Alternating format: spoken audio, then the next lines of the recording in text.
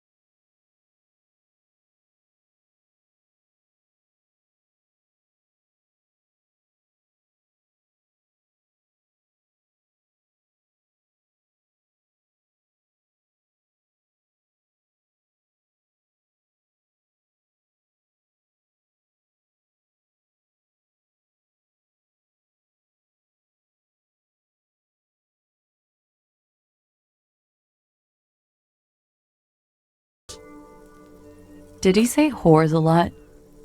Was he pretty much on the verge of doing it Kohoi style? He liked the way it sounded when he said it. As to Kohoi, he wasn't actually there. He didn't do a tour, or at least didn't tell me he did. Would have been overkill anyway. He lived his own little Kohoi. It wasn't his everything.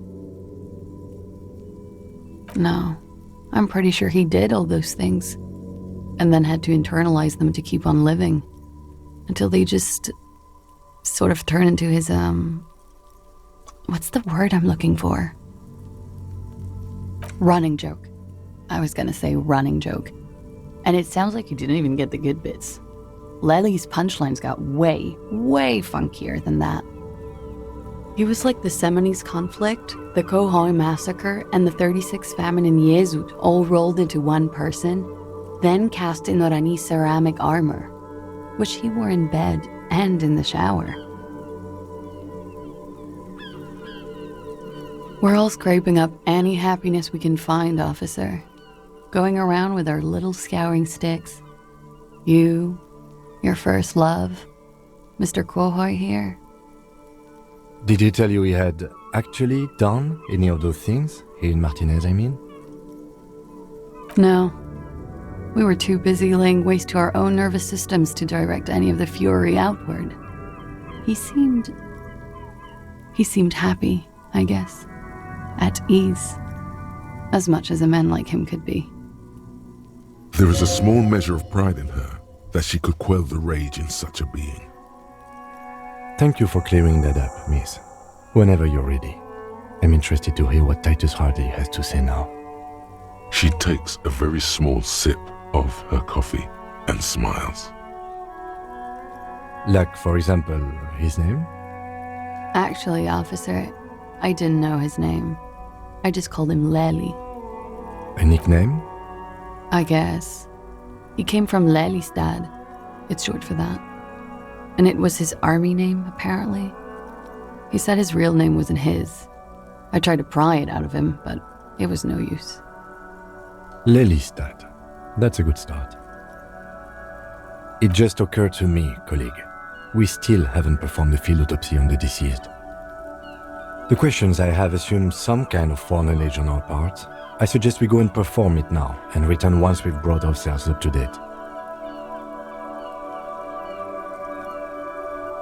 All right, but quickly. She has endured that sight long enough. It's time for us to do our duty. The young woman nods in silent approval, then feeds herself another cigarette.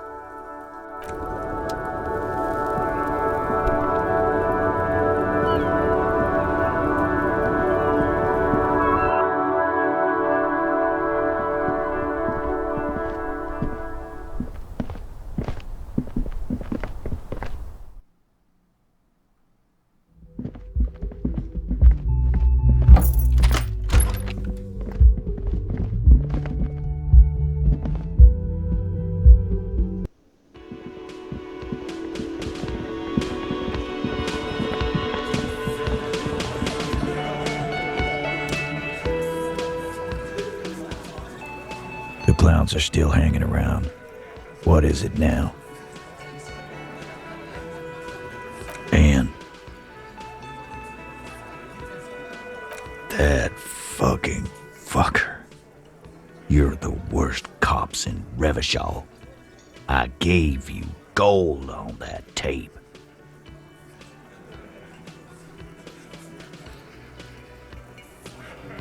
Fucking fuckity fucker. And what did she say then? That it's fine. People are supposed to be like that. Sounds like he wanted it to change her mind about the hanged man. This is definitely personal. Yes. In fact, I think she thought it was a little funny. Funny? No good goddamn psycho whore. Alright. All fucking righty then. I guess it's good then. That fucking...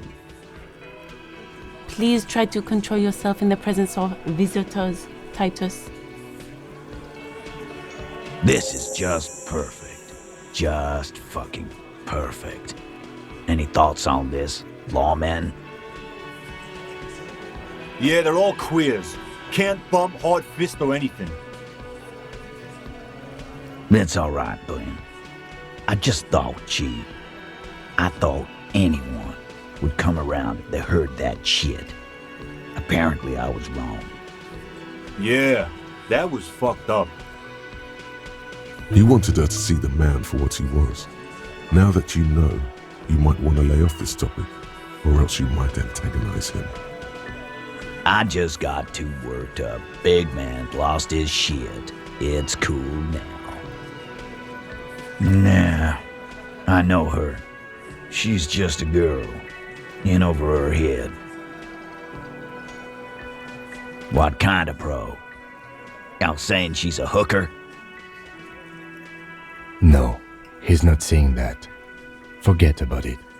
Nah, I know her. I knew it. Titus, I knew she was professionally trained by her walk. I told you she was a beauty queen. Yes, Glenn. I know she's a beauty queen. Everyone can see that. Sorry. Nah, I know her. Handled him. She got into some stupid shit with that guy. Shit we had to take care of. Yes, we heard all about it, and the fact still stands. You were more disturbed by the tape than her. Nah, I know her. Yeah, you're right about that.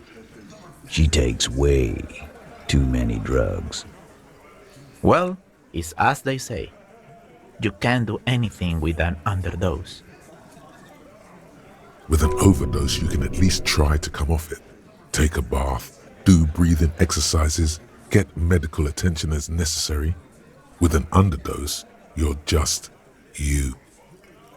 Yeah, but I mean, she has an actual drug problem. Not like you. Not like us. I don't think I've ever seen her sober. Nah, I know. Yeah, he fucking told you he knows her. Yeah, maybe. That is a possibility. He does not sound very convinced anymore.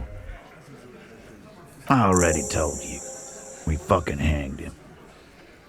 There's less gusto in his voice now. His men too are growing increasingly silent. Come on, Titus. It's been a long day. I'm tired of running back and forth between you.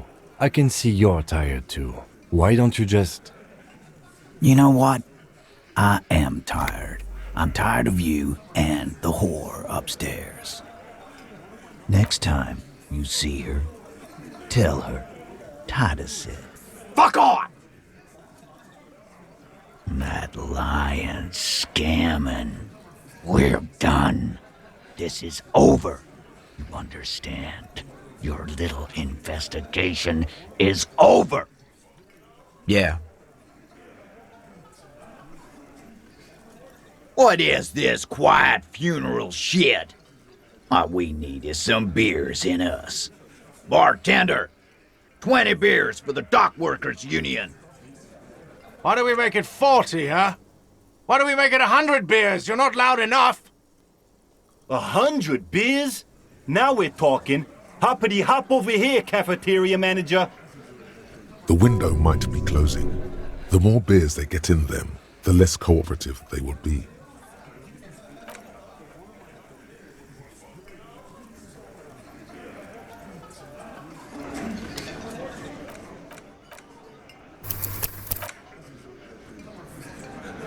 It's you again. What is it?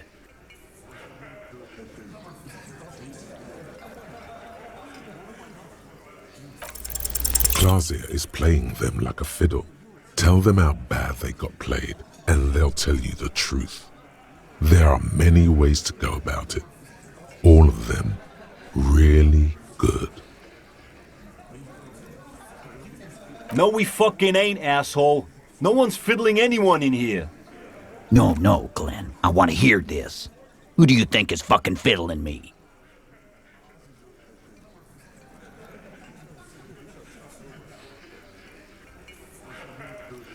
I think you're losing it, Fiddleman. No. This fucking clown is trying to get to me. This ain't gonna work with Titus Hardy. Put the fiddle down, or walk away. It's that simple. He'll put the fiddle down. Put it down, officer. I do not understand. This fiddle play totally fell apart.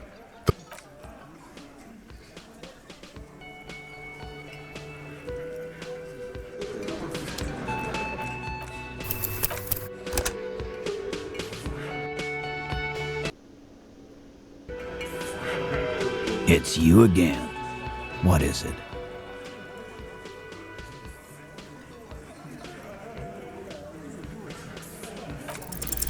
Clausia is playing them like a fiddle. Tell them how bad they got played, and they'll tell you the truth. There are many ways to go about it. All of them really good. What fucking story? A story that fits the occasion, of course. I invented a wonderful allegory for all this. No, there is no story.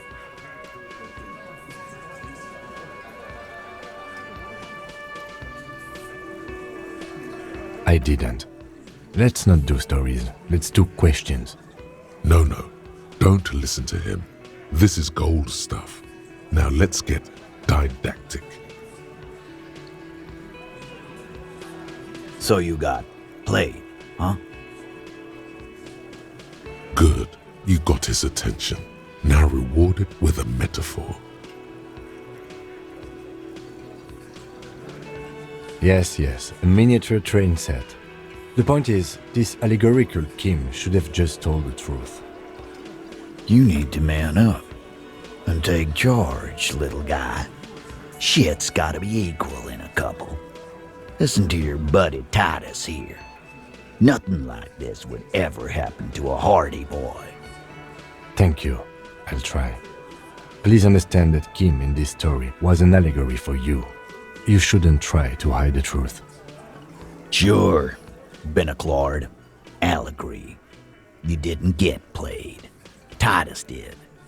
I'm gonna do you a solid and change the subject, okay? A man like Titus is way too confident to get that analogy. This man would rather live in a fantasy world where he isn't a complete loser.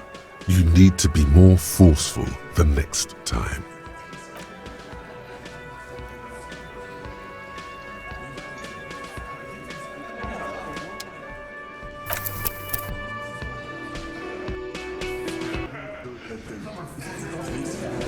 It's you again. What is it?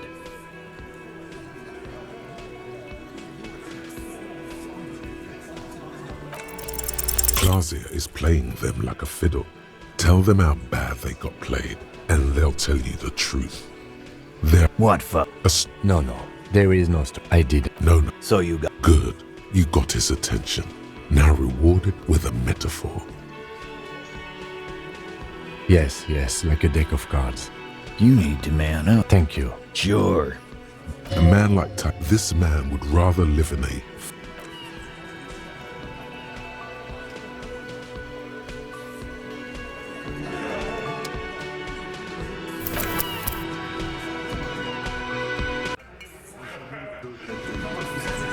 It's you again. What is it?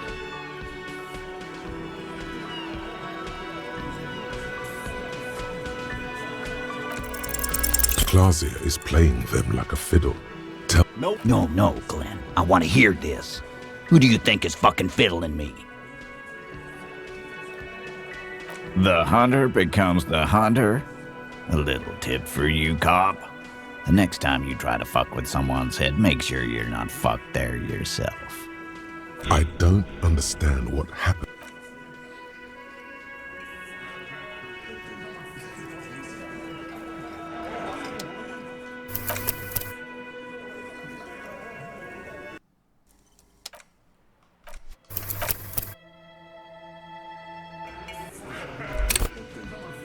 It's you again.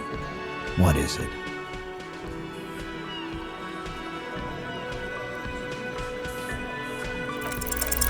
Those are the other guys. My shit is solid gold. You can trust me. That's right. Titus is ready to break. You've come too far not to trust me now, pussy boy. Pussy boy? What the hell is going on here? That doesn't sound trustworthy at all. What the hell are you talking about?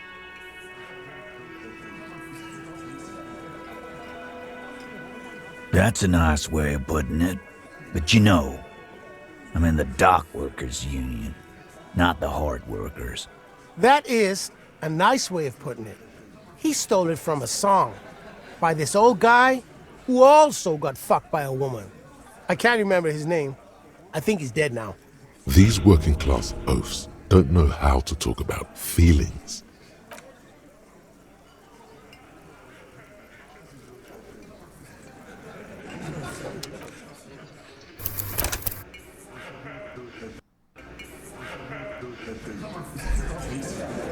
It's you again.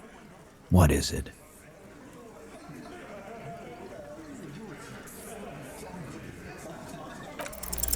Clausia is playing them like a... It was starting from the right, and then in the far corner. In conclude, exact. The fuck is with you, fella?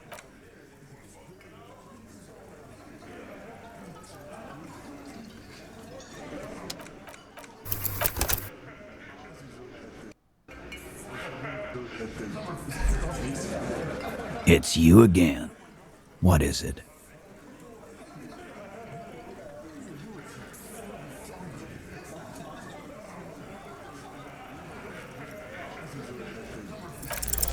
Clausia is playing them like a fiddle. What? No, there is no... So good. Yeah, thank you. Sure. This man would rather live in a...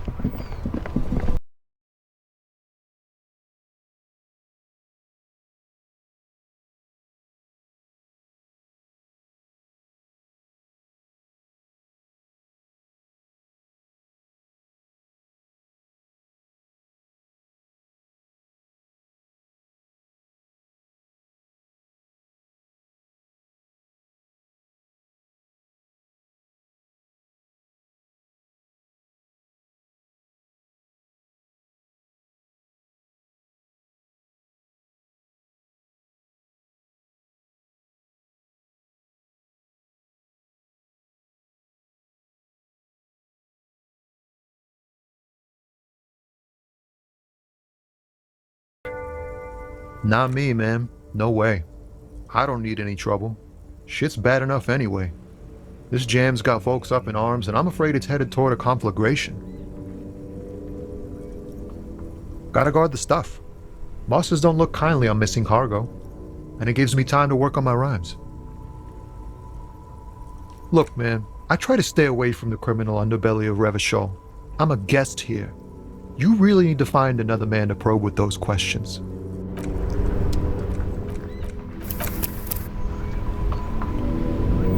Now it's turning into a kind of a... Your best verse? You don't even have a bad verse. That's brutal, man. No. That's, In the name of God. Yeah. Yes. And I also thank you.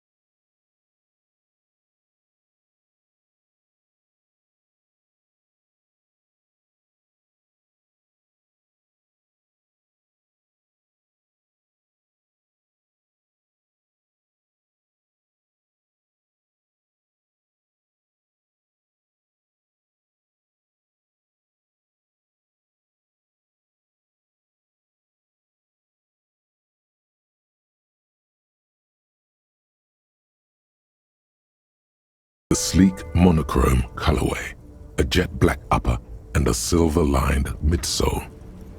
Those sneakers, mister. Those sneakers are the latest fallen sneakers. Super air, super fine, super cool. Only 50 real. These once respectable speakers have been conquered, reduced to a mere prop by the indomitable Faun Ultras atop them. No, don't look at the speakers, officer. Look at the sneakers. The sneakers are the stars here. Then look at them again. These are the premium lifestyle sneakers, officer. The best on the market. These... No, don't look at the speakers, officer. These, officer?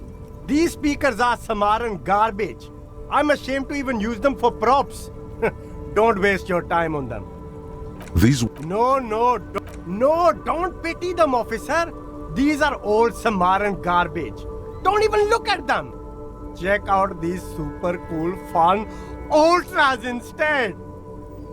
No way, officer.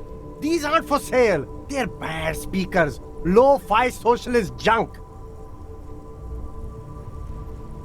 Well, if you want them... But see, they are the pedestal for my sneakers. If I let go of the speakers, where will the sneakers go? I can't leave premium lifestyle sneakers on the ground. If, on the other hand, you wanted to buy the sneakers too, I could maybe throw in the speakers for little extra. 50 cents? No way, officer. These aren't for sale. They're bad speakers. Lo-fi socialist. No, officer. You're a high-class policeman who accepts nothing less than the best. Lucky for you, I've got the best on sale.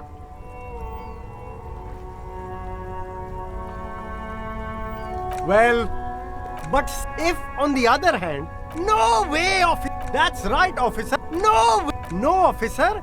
You do, officer, you do. Remember, we don't have to resort to socialism.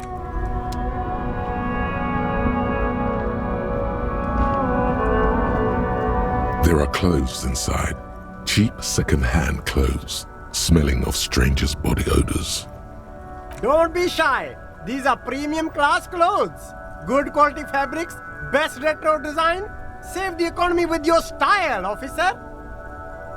You find your hands deep in tattered and faded garments made from weird polyester blends that make your body itch and sweat in all the wrong places. Economical, but also trendy. Look first-hand, buy second-hand. Keep the economy moving.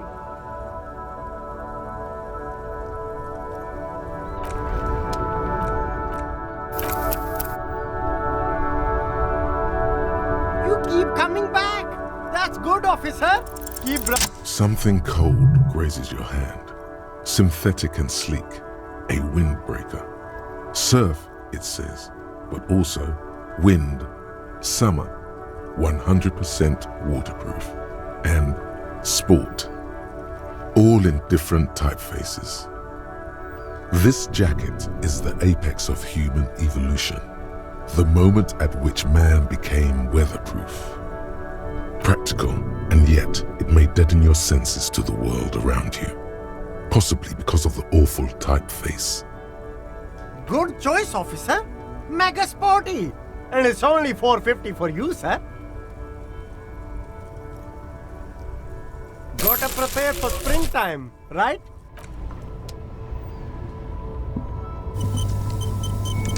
You see a Samaran street vendor surrounded by a motley assemblage of goods. When he realizes you're looking at him, his face breaks into a wide, welcoming grin. The name Sileng is embroidered over his breast pocket. Happy shopping, officer. Everything's cool here. Everything's cool. The goods are cool, the customers are cool, the place is cool. And one more thing, officer. From out on the bay, a cool wind gathers. It sweeps into the city, tugging at the textiles hanging around the stand. Some distance away, the sound of a tin can clattering across the street can be heard. You're very cool. Bang, bang, bang, bang. Oh, yes. You got style. You got personal style. You know what you like. You like premium menswear. Look around and browse. Everything looks cool on a guy like you. Take your time. Don't be distracted by the flattery and funny man act. Questions? Me? It's a boring story, officer. Who cares about the past? I'm all business now. All Revachol. Very sharp, officer. I'm Serais from the Sigai province of the Serais Empire. The apricot suzerainty, you know? The apricot suzerainty is what the Sigai archipelago is commonly known as in Revachol. It's a bit of a fraught term, I'm sure you understand. No, apricots come from Sigai. My grandma used to grow them. But Sigai is a shithole. That's why I came to Revachol. Here's much better for an independent entrepreneur. Less laws. Speaking of, why not support an independent local entrepreneur? I send half my profits back to my grandma in Sigai. Me? It's a very cool. I like your style, officer. Me? Very sharp, officer. The apricot suzerainty. No, speaking of, why not support drugs? I don't go in for that, officer. Drugs ruin lives. Unless you're into drugs, of course. In which case, drugs are excellent. Mwah! Tasty, tasty drugs. That's very cool. A lot of the coolest detectives do drugs. Sadly, I don't have any drugs on sale. Or at my home, or on my person. That's cool. Especially after you already said you're into them. All the coolest detectives in the movies do drugs. And are very conflicted about it. Still, no drugs here.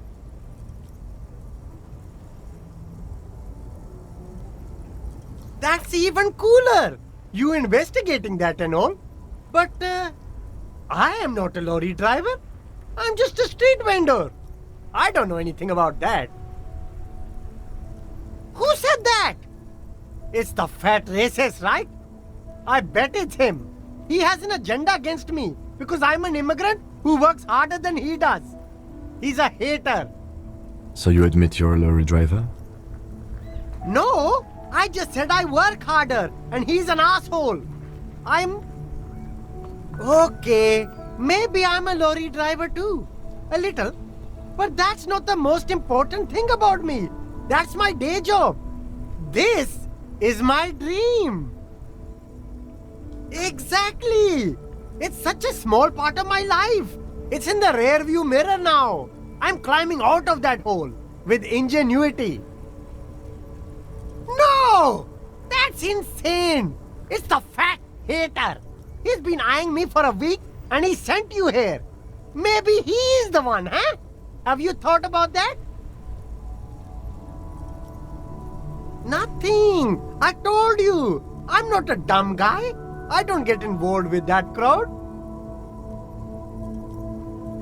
And what crowd is that? Crowd? You know, the drug crowd?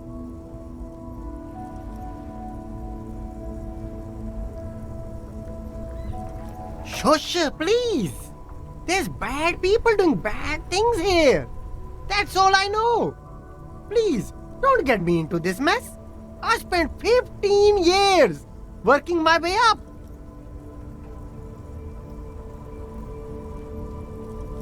It's a she, okay? The other drivers call her the lady driver.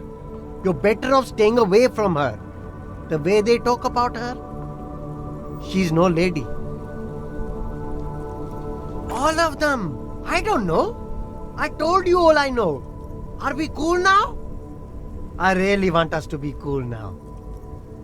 Who exactly is talking about this lady driver of yours? The racist or the other one with the tattoos? All of them. Even the ones who've left. I don't hang out with them. I don't remember who has tattoos.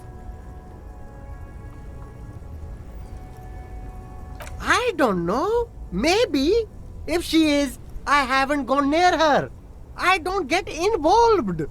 I told you. It could be. She was strange. All right. I scored. Let's cap this off with a purchase. You can walk away from here with funky sunglasses, detectives.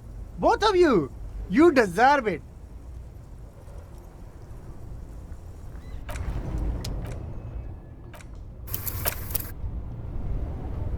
Everything's still cool here, officer. No need to dress this one up. Oh, okay. But why, officer?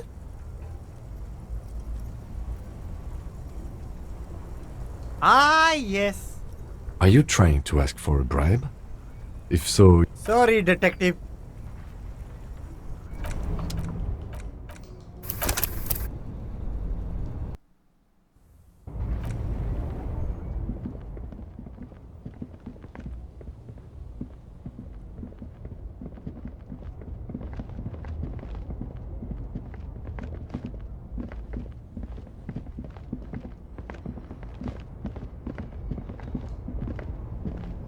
There's a pile of cheap sunglasses in a small box, a variety of shapes and colors. You like sunglasses, officer? I've got the latest styles right here. Abort. These are hideous. What's more, they don't even fit your face. You can feel them pinching your nose and chafing against your brow. Damn, officer! You look like a mega secret spy. Very secret. They're practically made for you. I'll let you have them for 2 real and 50 cents. They're perfect for concealing your bloodshot and baggy eyes. No, you are definitely not buying those. No, I can't. We can't walk around with you looking like this. Okay, fine. Go ahead. If you want to look like a walking midlife crisis, then who am I to interfere? The lieutenant's reverse psychology forbidden doesn't work on you. If you want to look like a mega-secret midlife crisis, that's your choice. These are all boring. Boring third-rate ho-hum sunglasses made of cheap Syrahese plastic, the kind of plastic that melts in the sun. These are all first-rate sunglasses. Premium design, superb material, very cool. UV resistant. These will definitely keep your eyes safe and cool while doing your dangerous police work. A good starter pair, officer. And when you're ready to upgrade, come back and see me.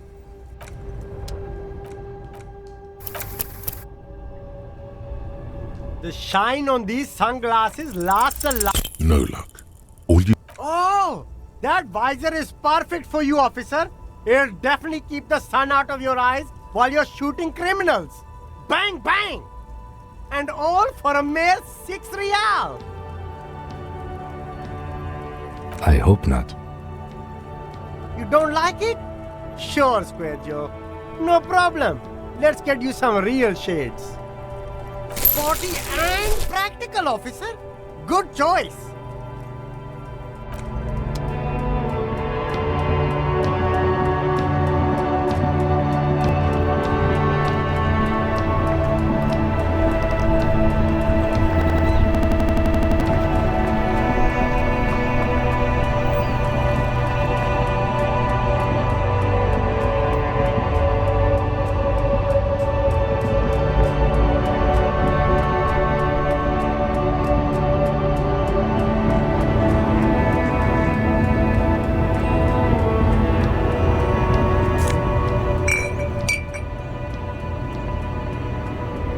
Low man, you caught me at an opportune moment. This awful weather keeps me awake. You can entertain me with your questions.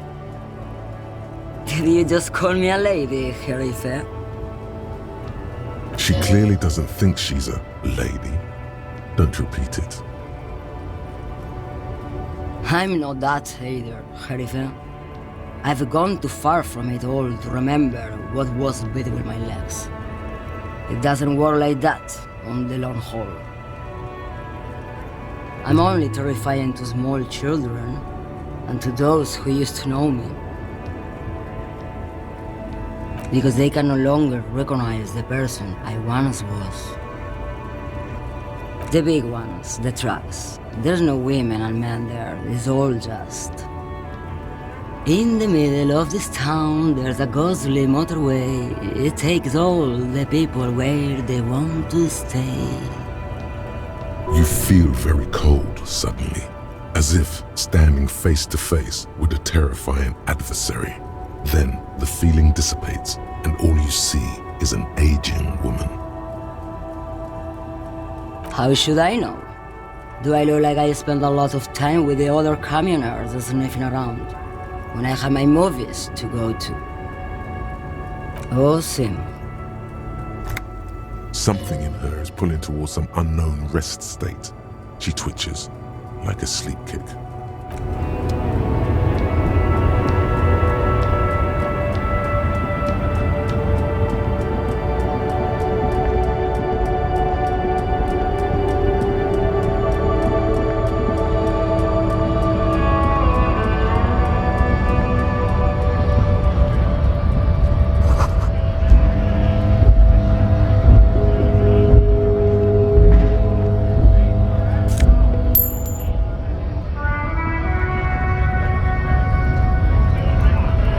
Went native on the chief, huh? Those ballerina antics were reckless. Should have just punched him in the throat again. Wrong. You did the right thing with Measurehead. The ballerina antics won you the fight. Let's talk about our right to work.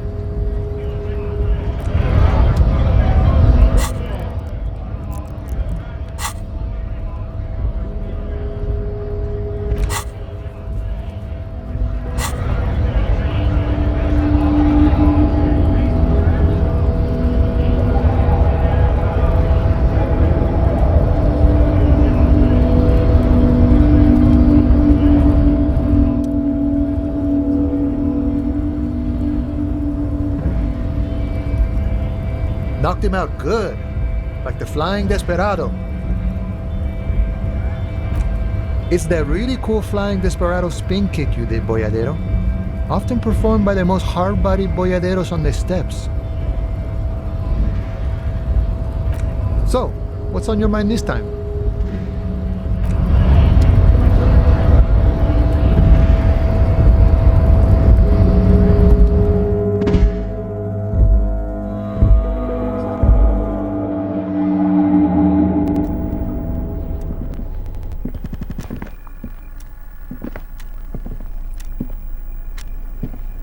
The payphone hangs.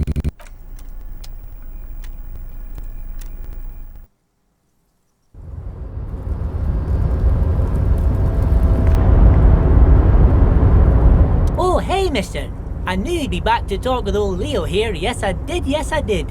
It's like Lady Larice said when she opened a bathhouse in the basement of my apartment building. They can only get so far before they're aching to get back. And lots of folk really did keep coming back. Sure, mister, absolutely. I'm always willing to help out nice fellows such as yourself.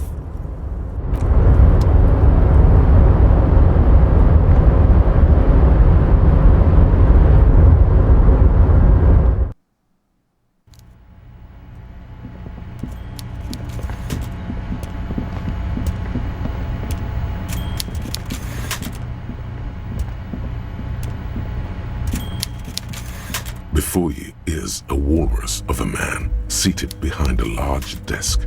He looks up from his work, not the least bit surprised to see you.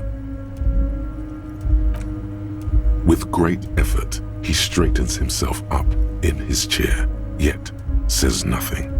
He simply stares at you. A typical power play. Wait for him to speak first.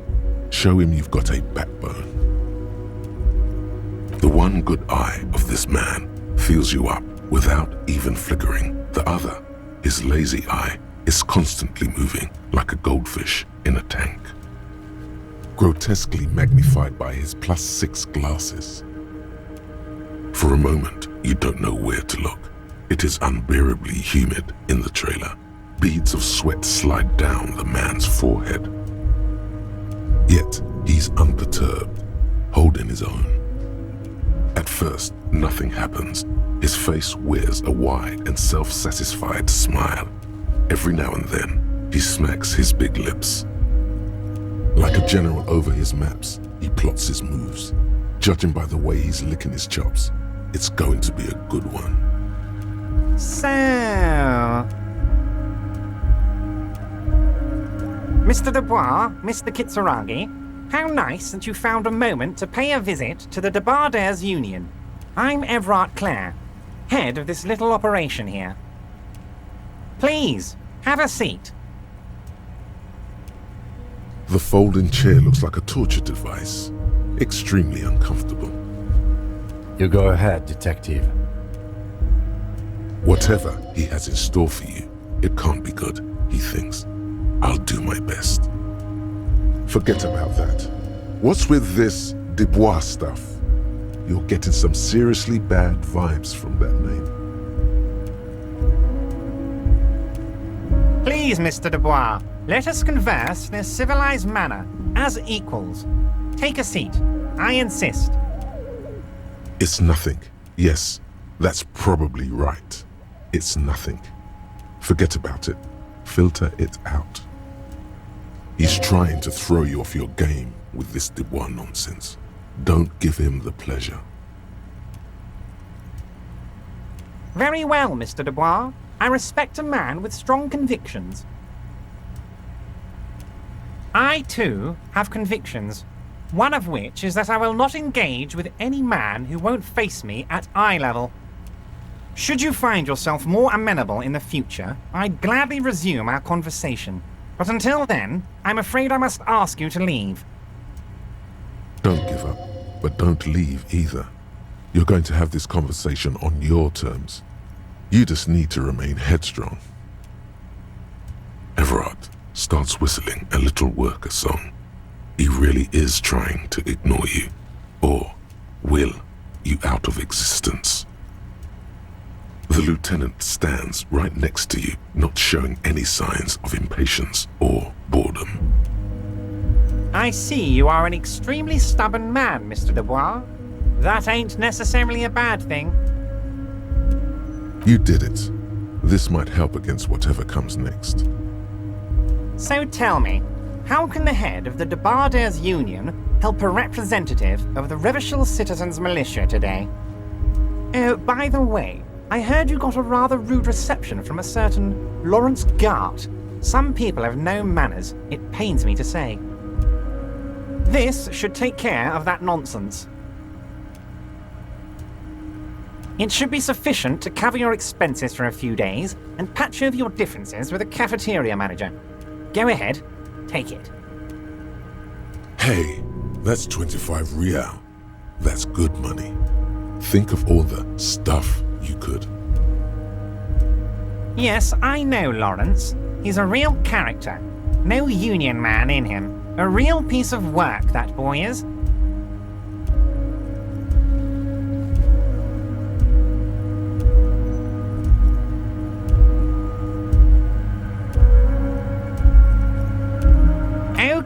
Okay. I respect a man with principles. No handouts, then. Now, I'd like to set your mind at ease about one other matter. Your lost gun. Let me assure you, Union people are on it as we speak. I've got my best hounds looking for that lost gun. His slug-like lips move, but all you hear is an echo. Lost gun, lost gun, lost gun. The world is swallowed by a black hole of fear. Only 2 words escape its gravitational pull. Lost and gun. I know everything, Harry. Right now, I know that you're worried. Don't be worried. Everything's going to be all right. It's not like you left it loaded. You didn't lose a loaded gun. Local children aren't out there playing with it right now, pointing it into their own mouths. It's in a safe place. I just know it. I have a feeling everything's going to be all right.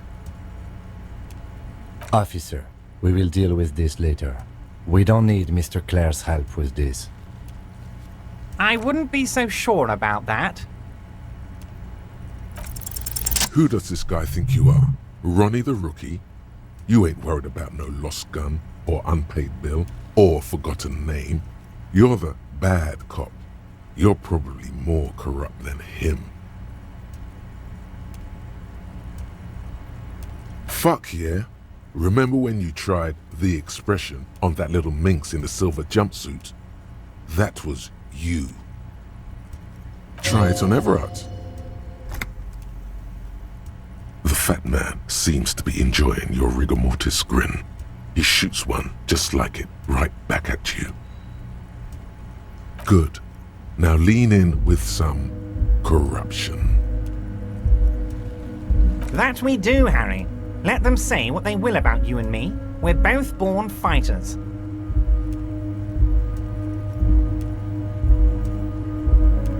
Why, thank you. It's always nice when a fellow professional appreciates your work. That's it. Now kick back and add a final flourish for dignity.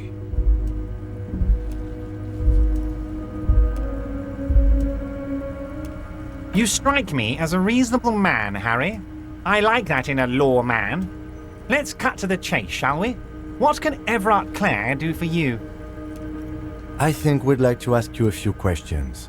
Don't you think so, Detective? Questions will show him who's boss.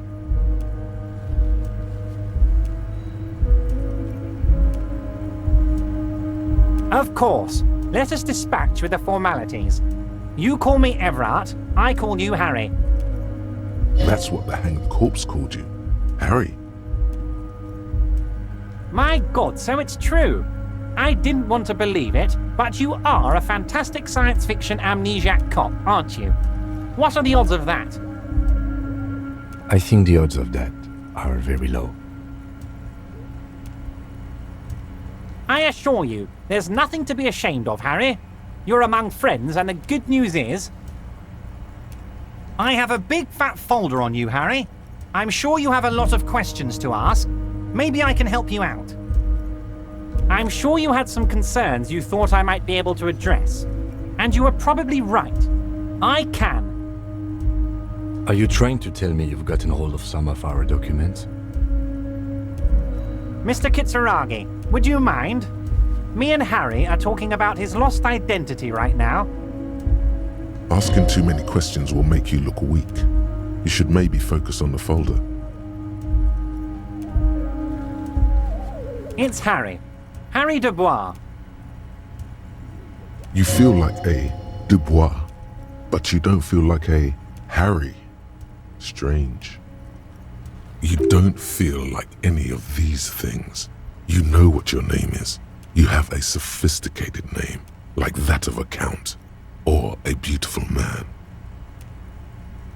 Fine, Harry. You can even be Harry Raphael Dubois de Costo, or whatever you choose to be. Mr. Kitsuragi doesn't seem even slightly empathetic to your memory loss, Harry. I, however, wish to help you any way I can. But of course, Harry, your precinct is the 41st and you live in Jamrock. You're a Jamrock boy. A long way from home, but that's okay. Family? Harry, you're not a family man. There's not one peep of family in here. Unless you think you're a family man. Do you strike yourself as a family man, Harry? Well, yes. I'm sure you're going to make one little boy or a girl very happy and proud one day, Harry. Harry, you're not simply a cop, you're a star. A bright shining star in the drab law enforcement sky, outshining all other stars. You're a superstar. Of course I do, Harry. And I'm gonna help you shine. I'm gonna put you on all the big stages, your name in giant neon letters. Harry Dubois. The giant neon sign reading Harry Dubois, hanging from the Cavalson crane, can be seen all the way to Jamrock. Somewhere in Mirova, a beautiful woman sees the bright glow on the horizon and says to herself, "Oh my God, I shouldn't have left him." Ah, this? My friends in your organization gave it to me, Harry. I find that very suspicious. May I have a look? I'm afraid this is meant for Union eyes only, Mr. Kitsuragi. I'm sure you understand. Please continue, Harry. Of course, Harry, of course. Let's not linger on personal details and amnesia. You wanted something from me. What? Harry, how could you say that to me? You know I appreciate a joke as much as any jolly fat guy, but I can't take slander. Are you actually investigating this? You've hurt me, Harry. Me, a friend. But you know what? And gets over it in 2 seconds. Seems like it didn't really hurt him. I trust you, like I trust all my friends. And I know you'll never talk to me about this again, because you don't want to wound me. So do what you want, and let's change the subject. Thank you for your understanding. We will continue to do what we must. You too, Lieutenant. You know, I like you, but you never were my favorite. I'm a Harry guy. I'm Team Harry. None taken. Do we have anything else to do here, Harry? Am I going to ask? Hell, Harry. You spin-kicked my strongest man in the face. I saw it from my window. Would you ask a man like that how he got into your container yard?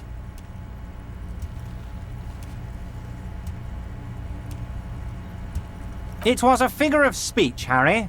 Of course I don't have a window. I'm in a container. Anyway, I assure you, I am a very well-informed man. Information reaches me before I even get the chance to request it. Let's hear it, Harry. Of course, Harry, of course. Yes, your lost gun. My best men are on it.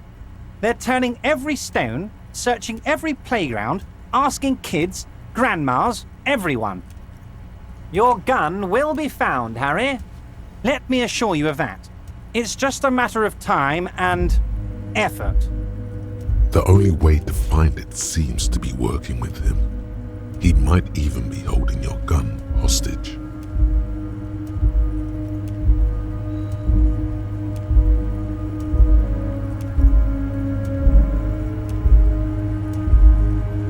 Yes, thank you for the hot tip regarding your lost gun, Harry. My men have indeed factored in that you pawned it. Now please, let the professionals do their job. Kick back, Harry, relax. I have great guys on this. You focus on what's important, building our relationship for the good of Martinez. It did not come as a surprise to him. He might actually not be bullshitting.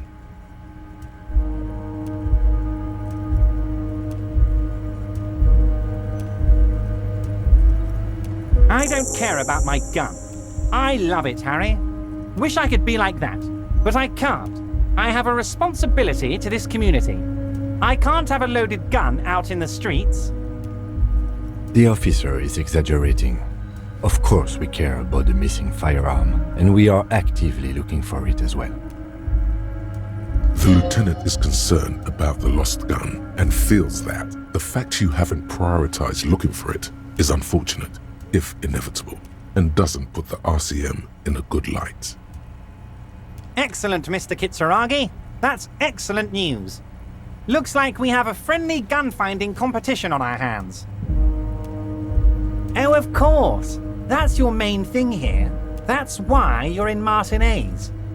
I know everything that goes on around here, and I would love to help like I'm helping you with your lost gun.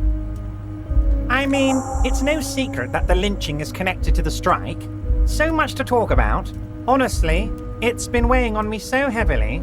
I understand you need to interview me. But there's a thing that's been keeping me up at night. I want to talk about the hanging. I mean, if we could just calmly talk, exchange information, we could blow this thing wide open. Yes, that sounds good. Let's do that. But I can't think straight with this thing weighing on me. You're police officers, aren't you? I have a crazy idea. You guys are basically door-opening machines, incredibly talented at opening doors. I'm not sure I understand. If you're asking us to break down someone's door, it's not going to happen. Come now. I just need you to go open a little door for me and leave it unlocked. A simple thing. Absolutely nothing shady about it. Does this jiggling ooze think he's going to use you? He's got another thing coming. Play his game, son, with your eyes peeled. He's going to slip up, and when he does, you're going to come out on top. Harry, I'm a very busy man, and more importantly, I don't have that extraordinary physique you do. You look like you could run around all day. You want to send someone a message that the police are working for you. I repeat, I'm a very, very busy man, Mr. Kitsuragi, and therefore I must occasionally enlist outside help. So what will it be, Harry? Oh, no one's. It's just a weasel. A weasel lives there. Nothing for you to worry about. A loud blabbering weasel. When weasels feel no one is watching, they start acting foolishly. Just go there, unlock the door, and leave it open. It's been such a burden on me, Harry. I just want this to be over so I can discuss business with you. Harry, my dear friend, I am what people call a local bigwig. I know everything that goes on in Martinez. Fantastic, my friend. Just let me know when it's done and we can take our friendship to the next level. You can get the key from Manana. He's down by the gates. Manana's like a free agent in the Union. Special operations. Hardened socialist. A real free thinker too. He'll tell you precisely where the door is. One last thing, Harry. Just open the door. You don't need to go in or anything. I just want that weasel to come home and see the unlocked door. I don't know what that means, Harry, but I love it. I love your initiative. Knowing you're out there keeping things running lets me focus on the big picture stuff. Don't even tell me what was going on. Alcoholic brew, stronger, stopped it, strike. I'm just gonna let you surprise me, Harry. Oh, that's very nice. I haven't gotten around to her yet. I'm very, very busy, you see. I hope you're getting along. One thing I want to make very clear, Harry, is that this is not some kind of union versus corporation situation. Everyone is just pals here.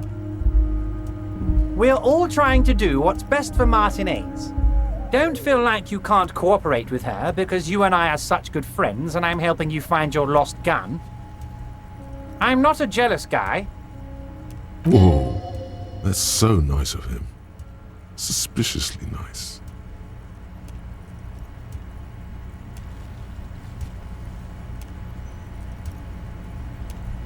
I'm just a nice guy, Harry. I wouldn't be where I am now if I wasn't nice. Politics is all about emotions, and I want you to have positive emotions when you think of me. Okay then, positive emotions it is. You like positive emotions. What do you mean, Harry? Nothing. I let him go. He's an old man, Harry. I wanted him to spend more time with his family. God knows how long he's got left. Harry! I have little people in my organization. I would never call someone a midget. What is this? Honestly, I'm beginning to think you're a midget, Harry. I'm only kidding, Harry. You're not a midget. No one is. We're pals. Vanished? Harry, the woman left her casserole in the oven and couldn't make it here in time for the voting. Oh, did I leave my casserole on? Better go home and check. The election can wait. When she got back, the whole thing was over. Yes, yes. Low balling, of course. This isn't a casino, Harry. Real people, real livelihoods are at stake here. But everything's a casino for those rich types. His expression makes it clear. This is childish and irresponsible behavior. If she actually wants to see me, she will find a way. Any good negotiator would. And I just don't have anything to discuss with a bad negotiator. He doesn't want to see her. It's as simple as that. Of course, Harry. Let me just assure you one more time. It's perfectly okay to share anything we discuss here with this Joyce. This is a completely transparent organization. I have no interest in what she is doing, but I myself have nothing to hide. Your business is your business, and I respect your privacy. Just remember, none of this is secret. Tell her about all of it. My brother's picture, my singing swordfish clock. Tell her how overweight I am and how I'm helping you find your lost gun. Tell her about everything. Everett doesn't mind.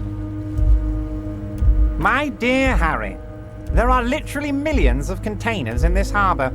I couldn't possibly remember what's in all of them.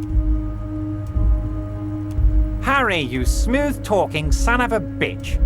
Time is a precious resource, and I don't have enough of it to count containers with you. Smooth talking. Maybe that's the way to go about opening the container. You should at least try convincing it. Wait. You need this to get in and out through the gate.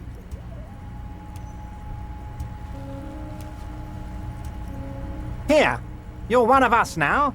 A real red and white Union man. Take care, Harry.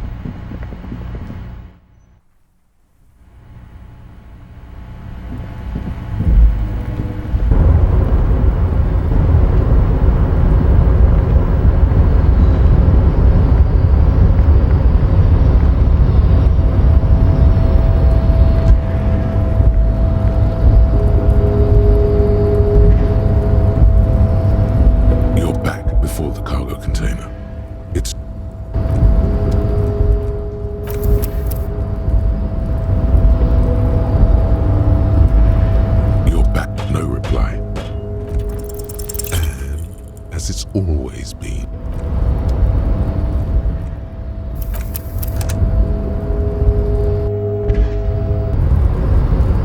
You're back before the cargo container, and as it's...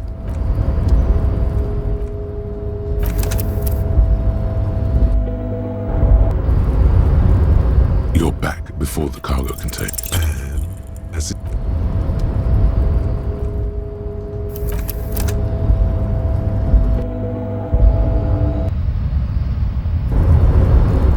You're back, no reply. And as it's...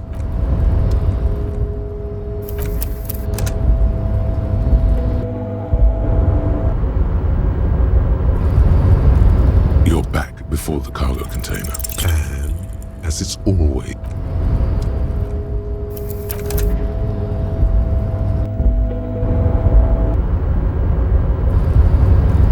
You're back before the cargo container. And as it's...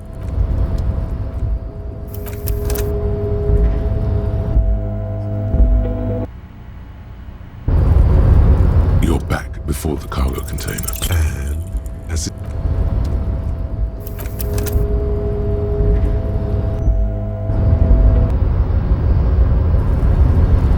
You're back before the cargo container. And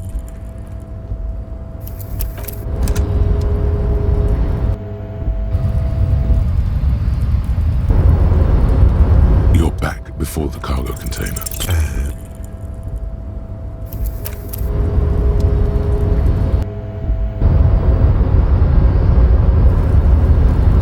you're back before the cargo container.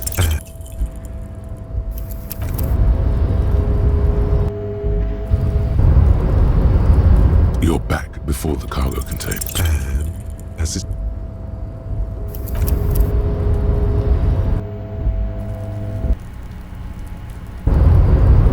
You're back to your left. The lieutenant can sit. And as it...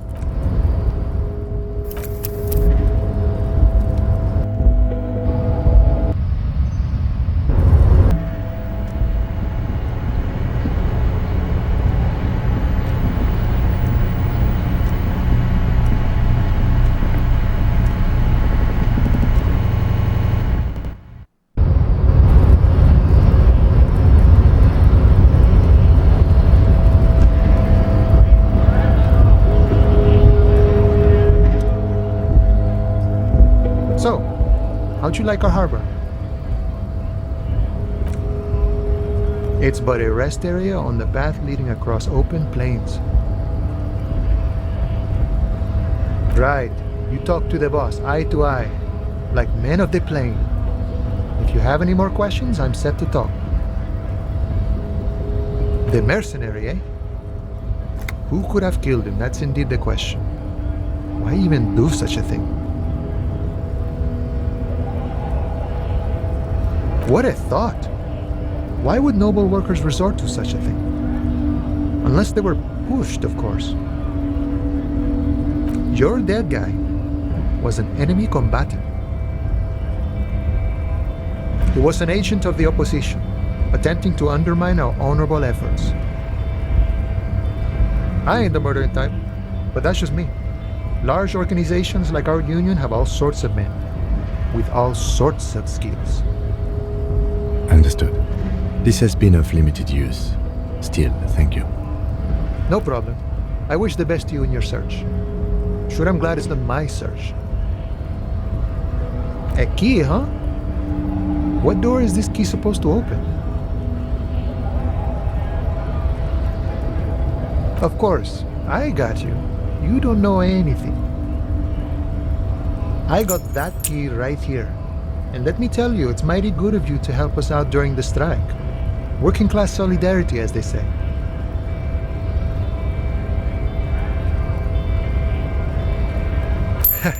I'm not so sure about the hustle grind, but you know, it doesn't matter. It's a good thing you're doing. Thanks. What you're looking for is a basement door behind the greenhouse. That's behind the whirling in rags. That's all I know. Our organization is what you call compartmentalized. Means we keep out of each other's business. Okay, but where did you get the key from? The janitor gave it to me. Nice fella. We talked about life and things that really, truly matter. None of this mess we're in. This jiving and juggling. What's it for? To feed our children, I guess.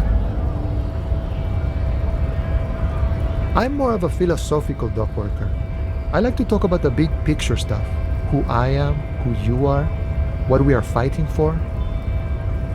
Who he is and what they're fighting for? This is interesting. Ask him about the Hardy Boys. Los Hardys? They're an independent militant group. A bit too high-strung, but it comes with the responsibility. They're sort of like you. Preserve the rule of law and all that. Except it's Everard's law. But really, they're just like you. Is he actually comparing you, an officer of the law, to some neighborhood vigilantes? Why not? Must be nice being something else for a change. The rest of us are just folks. We're negotiating our share. Aye.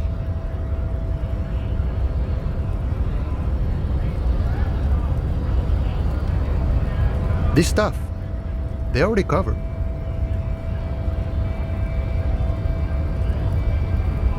Never grateful. Were we ever grateful, we'd have nothing. You fight for every piece. All of it. However, right now we want all the harbor workers to be on the company's board, so they could take part in the decision-making process. No. I don't think I'm a communist. Seeing something of value and saying I want it all to myself is a much older and simpler notion. No science to it at all. Even a weak child can think it. The only things holding someone back are I can't and I shouldn't. I have nothing against communists. They are honorable boyaderos. And they have good analysis. But my own code serves me well. If my code starts failing, a code can fail a man as well as a man can fail a code, then I will have to submit to a new one, which may well be communism.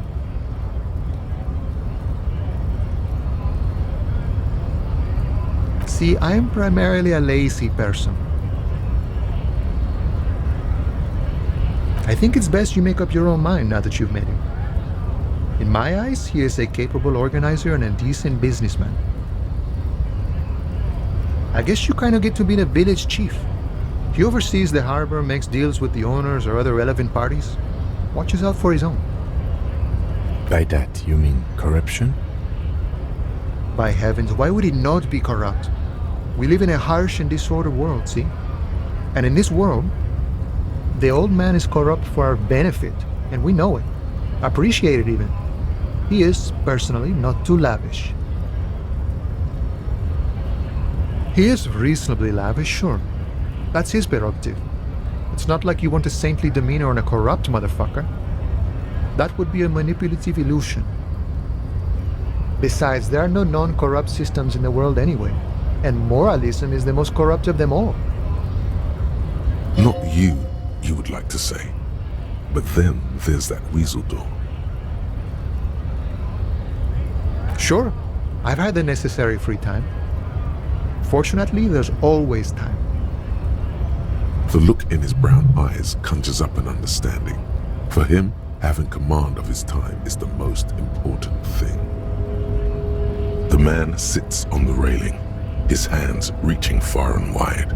Yet it feels as if he could effortlessly go even wider, if need be, an endless torrent of time.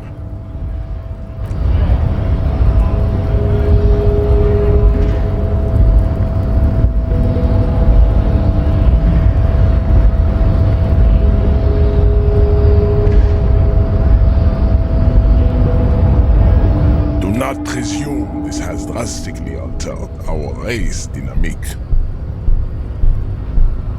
True, I said nothing about our personal dynamic. That has altered a little. He means very little. He does not so much as glance at the object.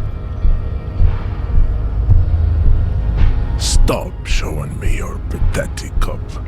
I have no interest in it. Does he strike you as the kind of man who puts mugs into trash? I am not the first line of defense. I am the last. In addition, These so-called hardy boys are an effeminate clique of bodybuilders. Their company is spiritually degrading. The hardy manlets are on the pay of the company. I answer to the union alone. And I do this out of race heroism. Finance is an alien concept to the seminaries. Now leave me be. I must luxuriate in the company of my woman.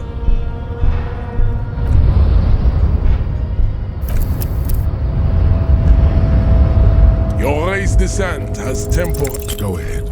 Don't be shy. That's understandable.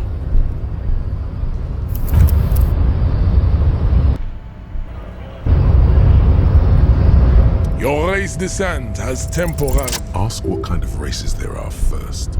Classification is core to this stuff. Do you?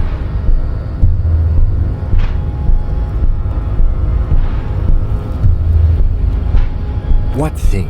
We already got in the harbor. You just want to hear about races, don't you? You are obviously a liberal, Sayolite. A polyculturalist. I can see it from your love of microtechnology and your sartorial choices. Do not deny your friend the truth you have denied yourself. There are 3 categories of race.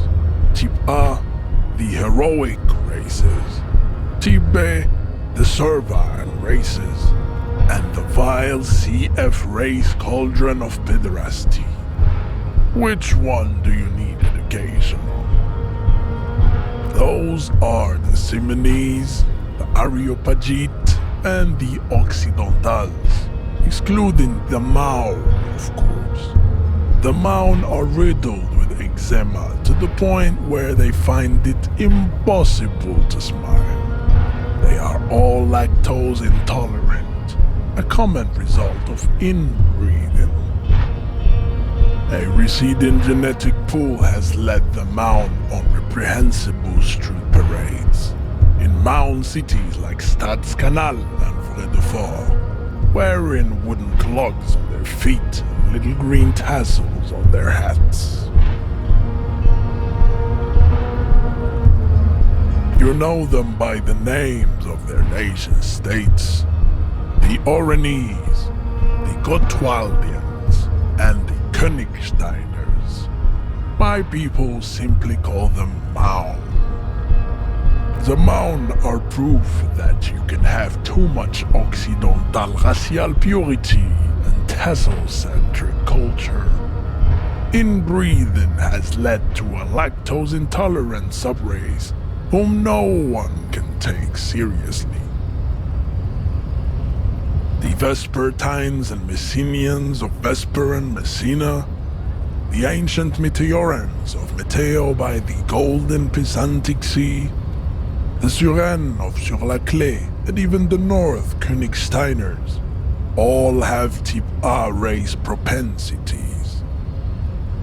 The other large Mondial civilization, the Mesk, are too yellow and oleaginous to count as a heroic race. True, they are violent and expansionist, but they have a glandular problem. Overproduction of sebum. Sebum is leaking into their brains, making them listen to El Mariachi music and eat toxic minced meat-based food, which in turn only produces more sebum. As proven by the Maun and the Mesk, Occidental Type A is in retrograde. The Simonese and the Areopagite are on the ascent. The indigenous people of this, the Insulindian archipelago, the Simonese inhabit the southern islands. I am Simonese, from the stock of Ulmuir on Ile de Fantôme. The Areopagites are the master race of the Ile Maran deserts, The Simonese are descendants of the Areopagites. We came here during a heroic migration from Ile Marat to Ansuland, thousands of years before the lactose-intolerant Marne Occidentals discovered this place. The Areopagites are sleek, long-headed. The Simonese are powerful, mesomorphic. The former is an immutable progenitor, unchanged since the Super Isola of Pericarnesis. Ancient brains rest in their slender skulls. The latter is perfected and adapting. Together they form the Simeno-Areopagite or Simeopagite super race. That is all. There are no more type A races in the world. Nature was not capable of more. Type B are the unheroic races, amorphous non-competitors of the great race. The Khoikos and the Vacholiers, they are mud-colored people. To an untrained eye, the Khoiko appear white and pinkish, like a ham sandwich. But look into their eyes and you will see. They are of an indistinct muddy color, and so is their skin. Unhealthy, sweaty, and ashen. Pinkness is a racial quality that has to be earned through centuries of advanced ballistic warfare and cultural domination that the Grad people have undergone for drinking Al Ghul and smoking the degenerate tobacco herb and for eating potato. The Khoiko, the countless micronationalities of Grad, are all inexplicably obsessed with potat. The only thing they like more is divided into microscopic ethnostates, like political amoeba.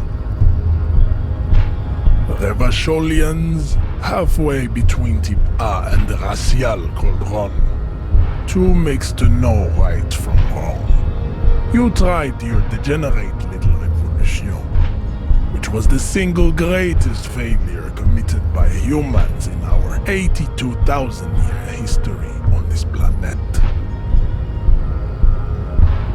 Types CF are a museum of failed chimeric experiments and tragic maladaptations. They are tortured creatures waiting to be put to sleep. Your morbid interest in them worries me. Lesser races like the mosquito, a grotesque mixture of a masked woman and a Simonese man. Only possible if the mother is masked and the father Simonese. The other way around, they fail to produce offspring.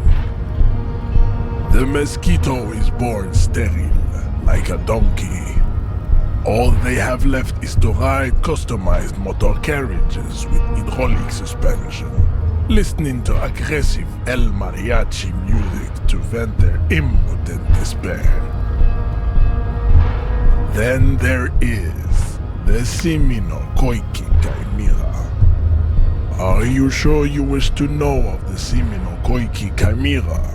It is not an aesthetic site. The Khoiko, as you know, are very servile, especially when they meet the rich man. Racial scientists have toyed with the idea of crossing the Simonese with the Khoiko to produce a super worker of Simonese strength and Grad servility. This will never happen. The Simonese and the Khoiko may have similar interbreeding problems as the mosquito. We will never know precisely. No Simonese man could maintain an erection in the suffocating potato stench of a Khoiko woman or Khoika. But enough. It is cruel to entertain ourselves with the deformities of Type CF. Were there any able-bodied races you needed education on? understand nothing. To solve the great race enigma, you have to first ask yourself, what is the race enigma? You have not even worded the mystery, let alone solved it. You need to internalize what you have heard here today, then return to me. This clarity does not come instantly. I cannot possibly imagine what else we have to discuss, Tibere Vacholian. Your love for disco music and venereal disease? There is nothing funky about them. I cannot possibly imagine what else.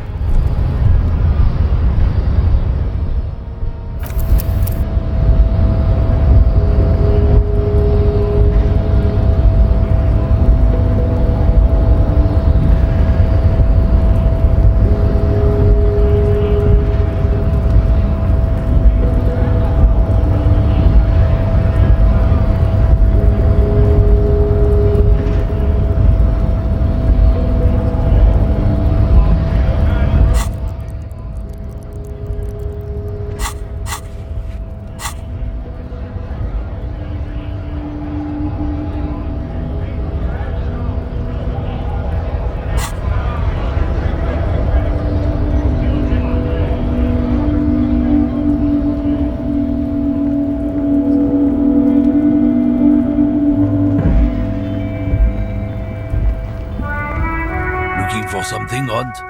Come to tell me to fuck off again?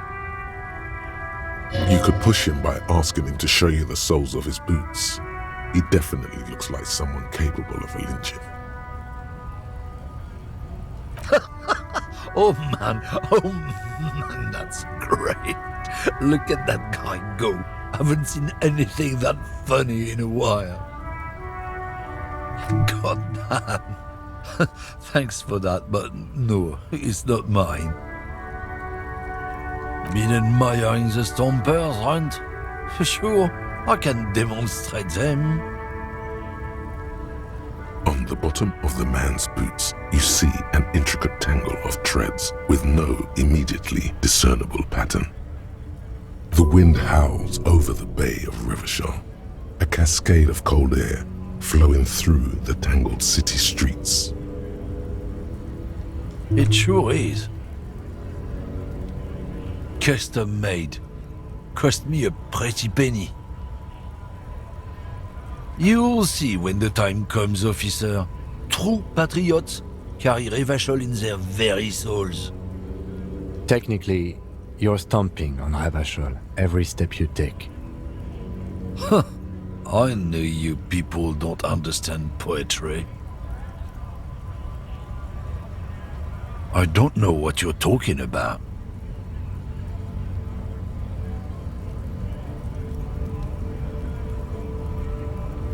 He did something.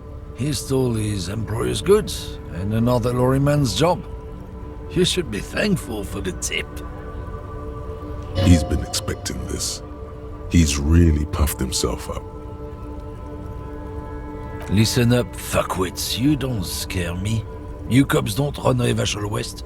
You don't run Martinez. You don't run anything. No. He means La Puta Madre. The name resounds like a bell in the air, a dark gong. You get a bad feeling about it. Looks like the lieutenant has a plan. Let him do this. Yeah, him. Then I presume you are familiar with his peonies. Yeah, they're his little bitches. He's got them all over the unions. Not just the unions. He has peonies everywhere. Some say he even has them in the RCM. Dirty fucking peonies who'd do anything for him. Multi-ethnic drug addicts. You're not peonies. You wouldn't be investigating a drug thing if you were. No, of course not. We're not peonies. But if we were, and one of Madre's drivers were to be stealing from him, then it's a good peony's job to find out who that is. It's not a hard job. It won't take a long time. It won't make Padre Madre angry. But a stupid fucking racist is standing in the way, protecting this fucking thief. I'm not scared of you or the mob. I'm under the protection of the Lorrymen and Carters Guild. You've seen that corpse in the ceramic armor there. Did his shitty little guild protect him? Nah, you wouldn't just leave him out there if you... The lieutenant turns and gives you a barely perceptible nod. I've softened him up as best I could. Now it's on you to finish the job.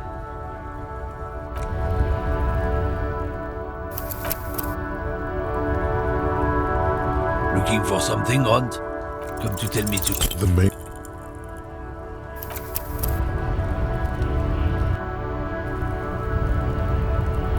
Looking for something, Hunt? Come to tell me... Men like this only respect two things: strength and fear. Time to turn up the volume.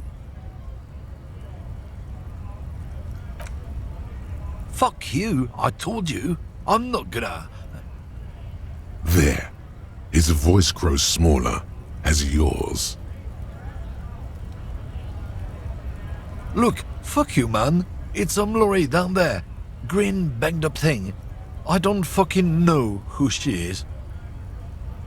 When did she go away? I don't know. I don't even know her name.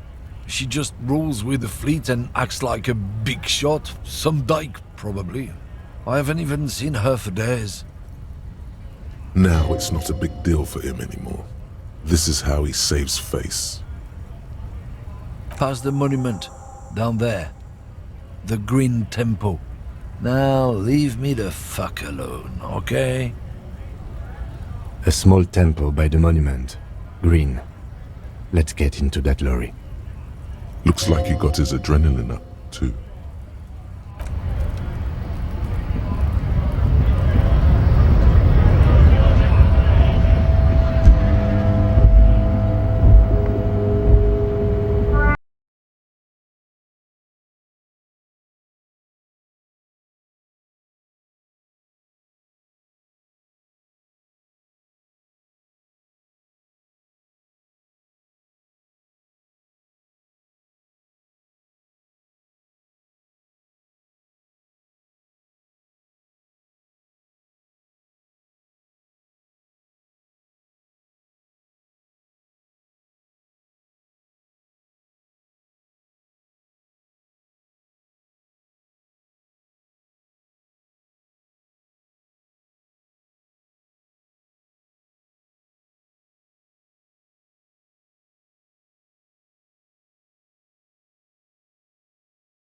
Seat and two steering levers. It feels like you're peeking into someone's home residence. Inside it's private, cozy, warm, dusty too. The door is locked. The handle looks shiny, like it's recently replaced.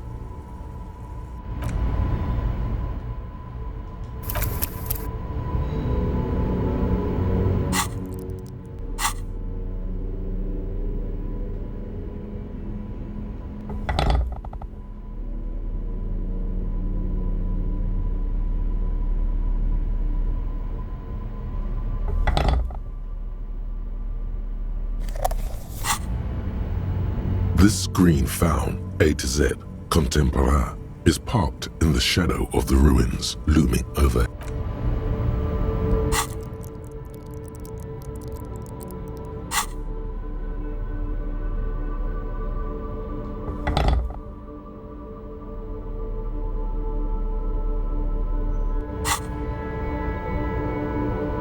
This green found, A to Z, contemporain, is parked in the shadow of the ruin, pry-bar in hand.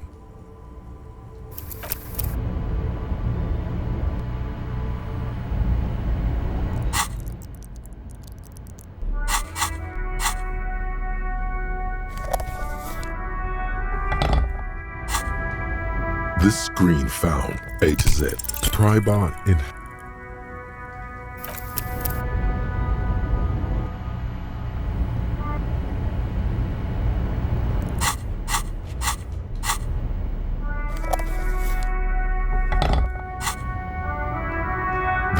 glass, it feels like you're peeking into someone. Pry by.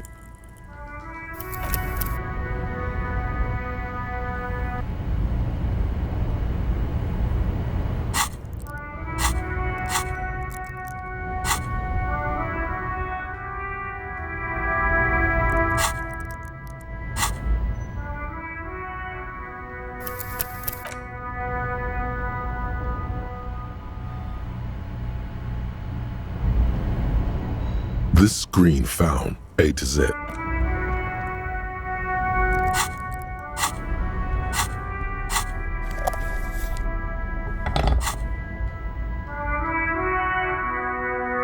This screen found A to Z. Goddamn maggot.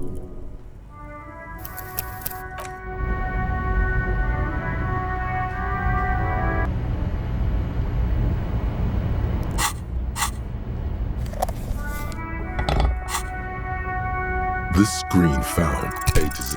Pry bar.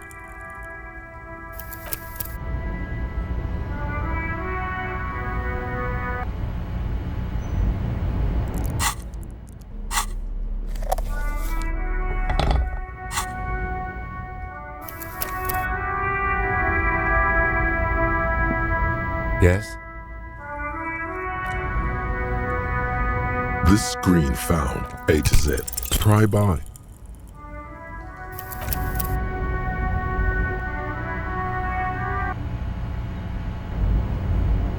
This screen found A to Z. With a firm grip, you raise the pry bar, a glint of light catching on the tip. Call down the hammer of truth and justice. Release your secrets, lorry cabin. The window shatters and droplets of glass fly everywhere, shattering over the lorry floor and pavement. Subtle. The smell of cigarettes and perfume welcomes you. The cabin inside is plastered with old movie posters. Actresses smile from the walls. There's a radio transmitter in the front and a toolbox tucked under the driver's seat. Some tools lie scattered near the pedals. These are movie posters featuring starlets from long-forgotten films from the 20s, the teens, even the 90s of the last century. One of them particularly catches your eye, a centerfold of an ingenue attached right above the back seat. The actress is draped in a sheath dress, one of her shoulders bared. The faded remains of an autograph run across the poster. She's looking past the camera. A feeling of tenderness washes over you, a longing even, perhaps, and gentle tragedy. Wait, doesn't she resemble someone you know? But you can't put your finger on whom exactly. The actresses and the rear actor all smile you a warm goodbye. A radio transmitter is attached to the dashboard and a toolbox sits under the driver's seat. Looks like the frequency dial is absent. It requires a key to work, but the key has been removed, likely by the missing lady driver. Strange. There are so many radio stations saved here. Must be over 100 at least. For contacting an entire fleet of lorrymen, for example. This is all shortwave, UW and UKV. Looks like we are dealing with an impressive organizational tool. The nerve center of a huge operation, with quite a range too. Doesn't look like it. It's completely inoperable without a dial key. The smell of 1,000 cigarettes, some dead actresses, and a rusty old toolbox under the seat. You wedge yourself under the steering wheel to get a better look. Seems like the few tools lying around here, a hammer, a pair of pliers, a rusty wrench, have been casually thrown there by the disorganized driver. But one odd detail does catch your eye. A piece of sandpaper has been glued to the throttle. Sandpaper? A novel technique. Must be to offer some extra grip to the driver's foot. Yes? Do the honors, he thinks. Connect it to yourself. Which means that the missing lady driver was present at the lynching.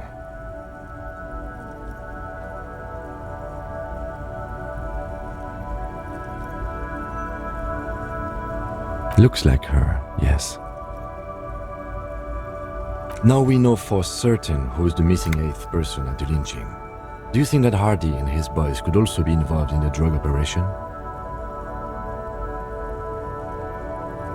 We should talk with Titus, see what he's got to say on the matter. Are we finished with the lorry? The movie stars are still smiling from the walls. The radio transmitter sits on the center console and a faint smell of perfume is in the air. A metallic drawer slides out from the seat. It's empty, except for a folded newspaper. It's an issue of Petit Ferique from last Wednesday. A piece of paper falls out from its pages. It looks like an article ripped out from a radio enthusiast magazine. Complex mathematical equations explain the basics of something called the Ulan frequency system. These formulas look oddly painful. Maybe it's the hangover, but they give you a headache.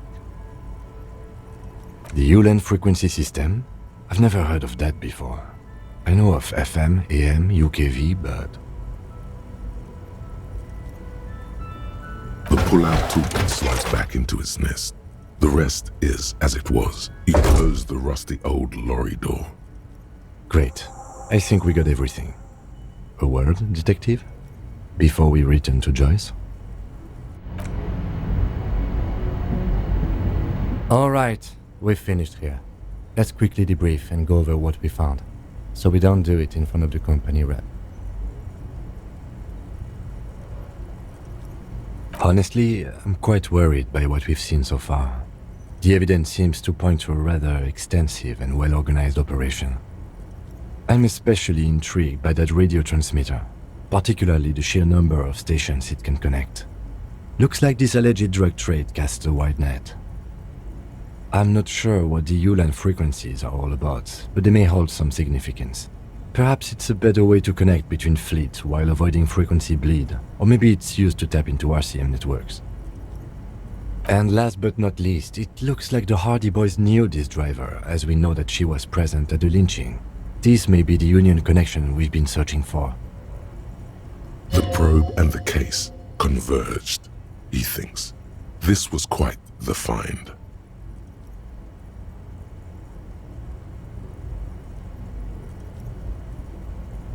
As elegant as they are, I don't think they are relevant to the drug trade. Don't be fooled. Desire always plays a role. I'm going to say no. We should return to the murder case, see what Joyce tells us about the lynching. When we are done for the day, I call my station and suggest our narcotics department look into it. There are more than enough grounds to start an official investigation, sometime later when we are done here. We do not want to get caught in that. The fact that one hasn't started already gives me pause. An investigation, I mean.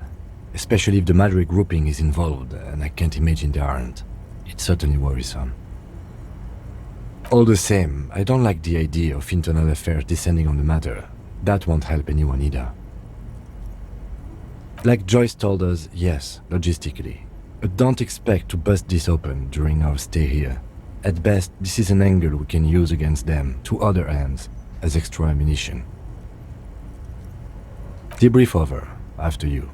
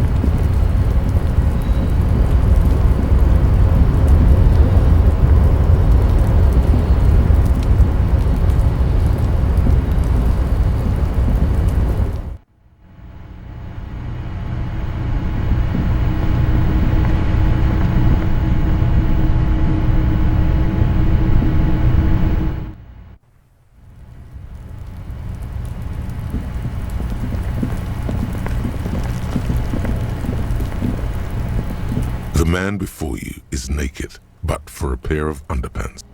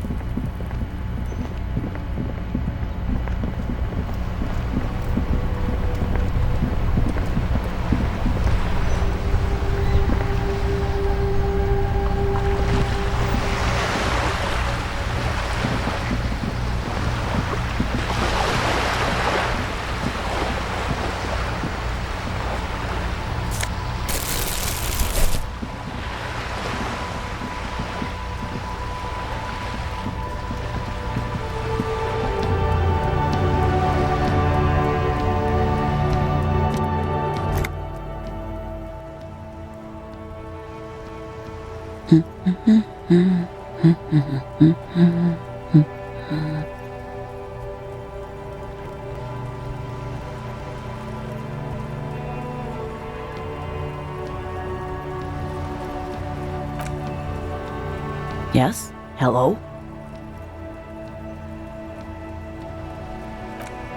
Me? No one. I'm just a working class woman. She doesn't really want to be disturbed that much. Looking for something to read.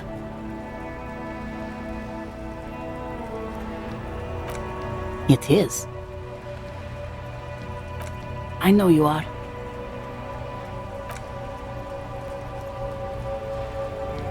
Everyone can see that. The rectangles. Mm-hmm. What with?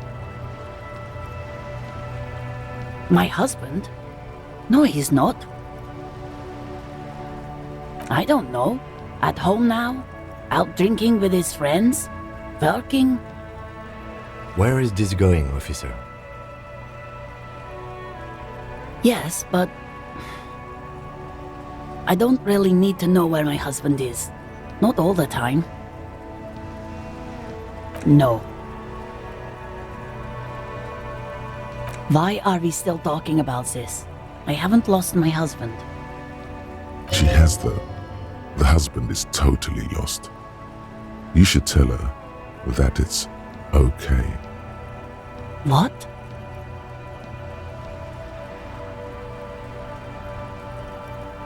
Who said anything about shame? Stop talking down to me. My husband is not missing.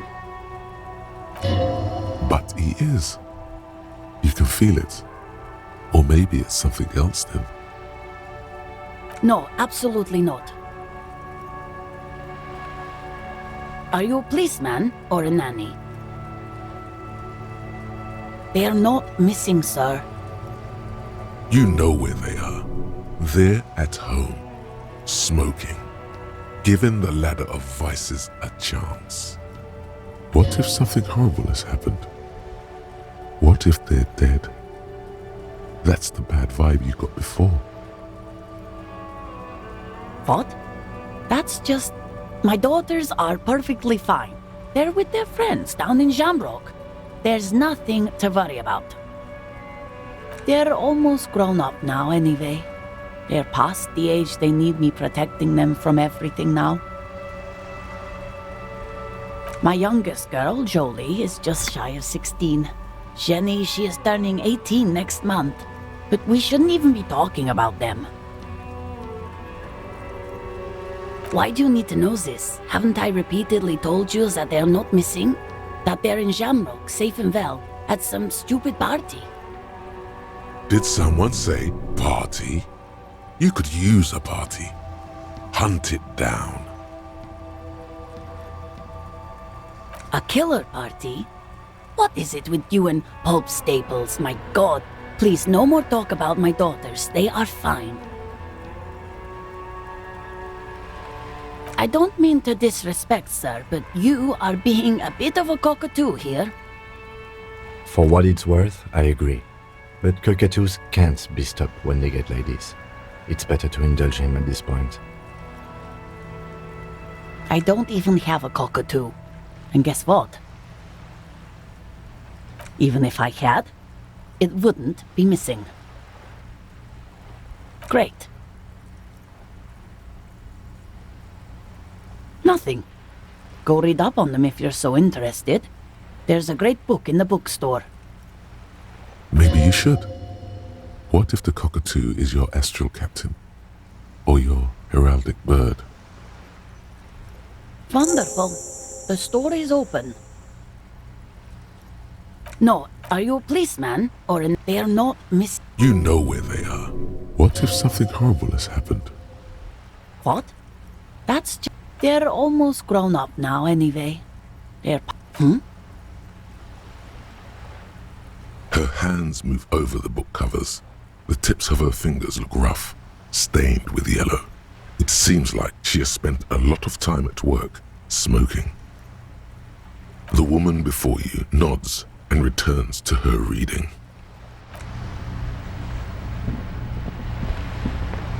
Every snowflake is like a little gift from the sky. Oh, that's Auntie Billy. She's nice if a bit distressed. No, sir. She's a working woman who comes to look at the books a lot. I think she is a bad husband. Not very nice or helpful.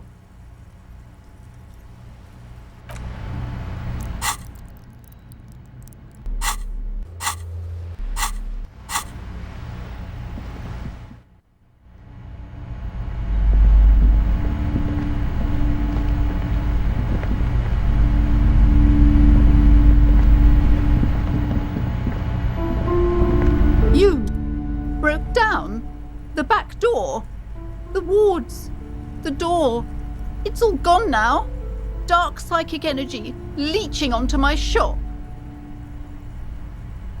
I suppose it's all over now. I guess there's no escape. Just a door? This place is cursed, Detective. They don't call it the doomed commercial area for nothing. Just look at the sheer amount of companies that have failed in this house. I hope you're happy now. Happy that you've ruined everything. Now that you've broken the door, the curse is coming to get me as well. Of course you didn't. You're nothing but a policeman. All right. You know what? I'm willing to let you investigate the doomed commercial area. We are set on the path. There's little else to do. But before we go on, tell me, did you encounter the malignant entity? You did? Then it has to be true. I've suspected that this woman-shaped energy must be connected to the curse ever since I first saw her. Did you see that she lives inside the chimney?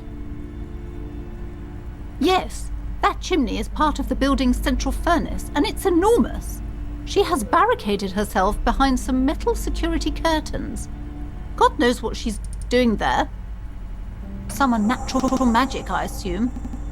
You should go find the entity and ask what happened to all the companies in the building. And do return to me after you've talked to it. I'm quite anxious to know what she has to say about the curse.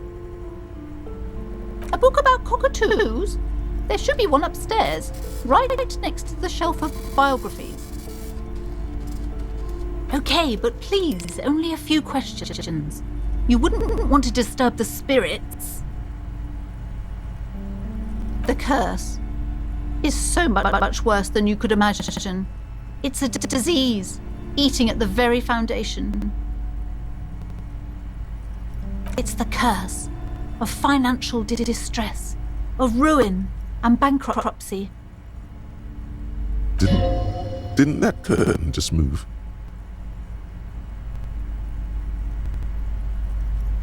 Everyone knows that all the previous companies in this building have sooner or later declared bankruptcy, and their malicious spirits are still here, feeding off bad business practices and disappointing income statements.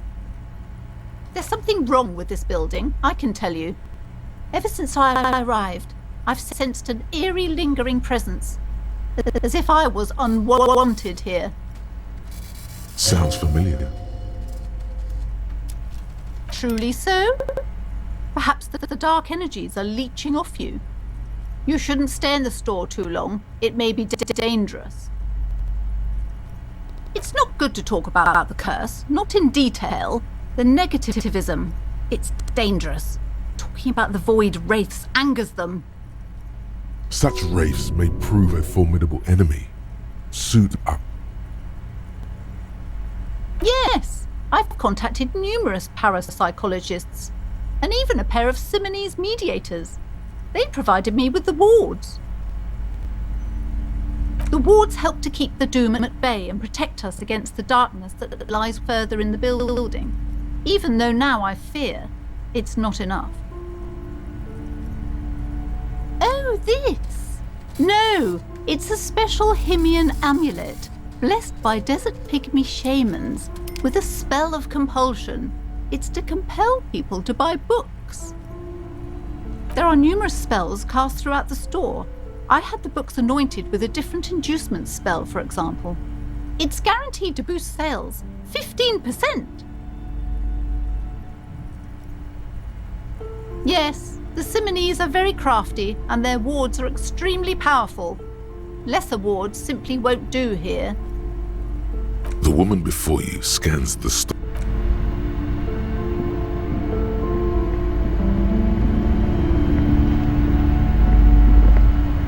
Shelves filled to the brim with crime novels featuring the supposedly stalwart.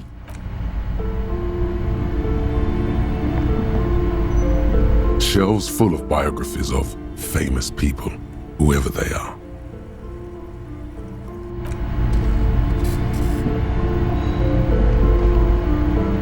This bookstore is not strictly about crime, romance, and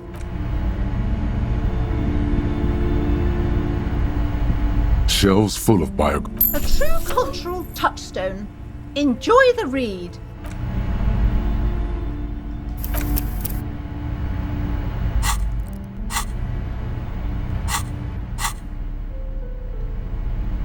The Greatest Innocence by João Paulo Salomão Lopes de Fuego. The book is large and heavy. Browsing through the various chapters, you try your best to understand the ceaseless overflow, the sprawl of names, dates, places, events historical. Most of it ends up as a twisted mass of facts inside your brain. You can do it. It'll be worth it. There's something here. Your educational survey is done. Did you catch any of that? No. Oh well, it's pop quiz time. Let's see what you've learned. This might take a few minutes. You ready? That's the spirit. Here we go. Question 1. Who was the first innocence? Dolores Day.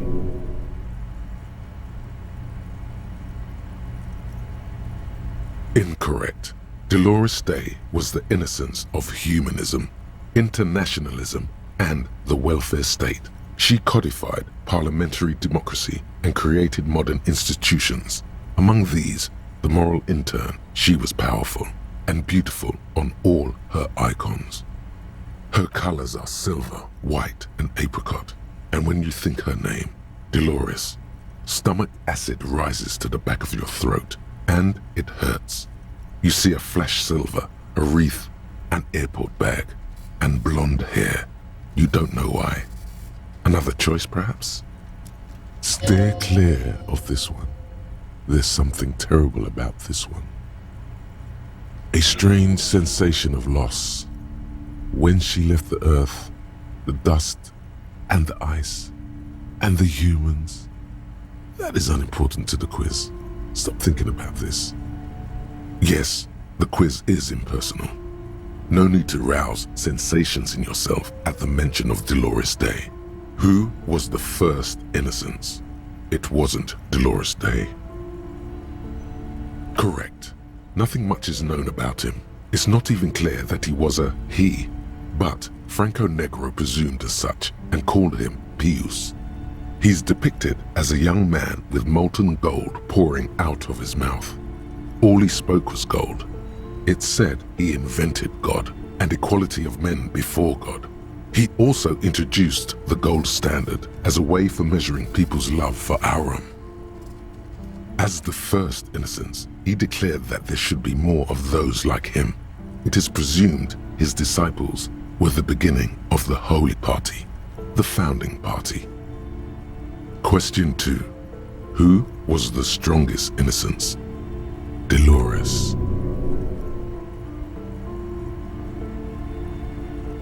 Incorrect again. While she originated many modern institutions, launched several successful expeditions, and was even critical of the Innocentic system itself, and somehow keeps popping up in your mind, she is not often considered the strongest.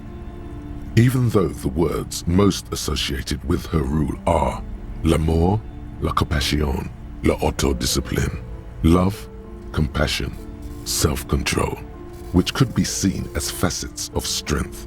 Would you like to try again? Please, relax. Incorrect. Vespa Messina is not a person, but a defunct state on the southeastern coast of the Occident. It used to take up most of the peninsula before separating into the republics of Vespa and Messina. Care to try again? Correct. Named the innocence of militarism, he codified hereditary rule, but at the same time ended serfdom and established the Inter-Isolari Real as the global reserve currency. He also established the concept of the nation. Franco Negro attempted to solve the rising tensions between the aristocracy and bourgeoisie by building a unified society in which every man has a place and a mission, but at the same time may rise to nobility provided on the strength of his virtue. Question 3. Who was the false innocence? Okay, it wasn't Dolores Day. She's not false. No, stop thinking it. I said it wasn't her. She was true. Incorrect. Kedra is a large nation in the mid-northern area of the Mawindi Isola, north of the Occident, between the Ilmarin mountain range and the Pacific Mare Interregnum. Care to try again? Correct. There have been a number of counter or false innocences, some assumed to have innocentic qualities, some who just thought so themselves. Occasionally, they have the support of a faction inside the ecclesiastic organization, and accusations of foul play have arisen. The most famous and important of these was Ernau Pasternak. He was into torture, despotism, hymns, cannons, and world conquest, but got defeated and humiliated by Stepan the Despicable of Kedra.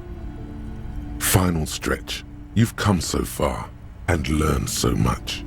This is the most important one. Question 4. Who was the greatest innocence?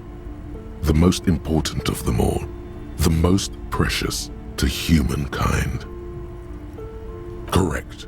The Mesk might see Franco Negro as the father of nations, but as of this century, there's been a great shift in attitude. Dolores Day has become widely regarded as the greatest innocence, a most radical change to the whole fabric of the world. Everything from inter-isolary travel to the connected world to 3 consecutive scientific revolutions can be traced back to her. Every decade that passes, she seems less human somehow, and more beautiful. And more beautiful. And more beautiful. Congratulations on finishing the test. The results and your subsequent grade have been calculated. You get a D, not particularly remarkable, but technically a passing grade. Not that anyone really expected better. You would have done better if you just left Dolores Day for the end. Dial the Dolores Day down a bit. What's going on with you? Okay. You are shouting at an inanimate object, like a real weirdo. No wonder you seem to have trouble with the right answers. Man, something's weird about this book. You should do something fun instead. Rock out. Forget about it. The Greatest Innocence by João Browsing through, you can do. Your educational survey is done. It seems rather unfair to try again.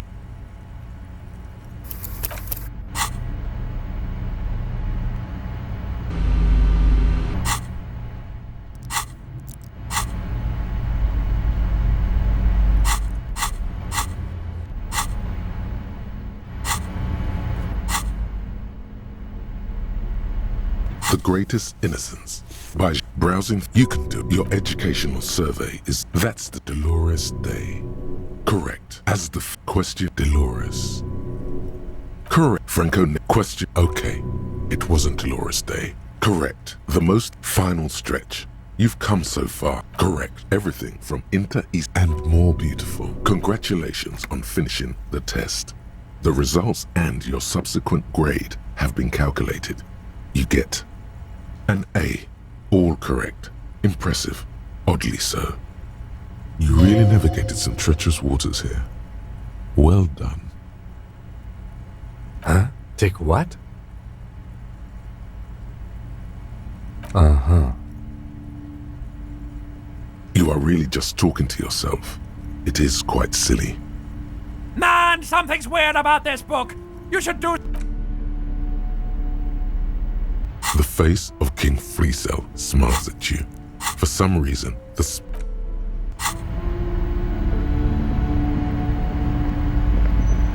bookstore is not... Indeed. Something about that book does seem to have spoken to you. Well, I hope it contains what you're looking for.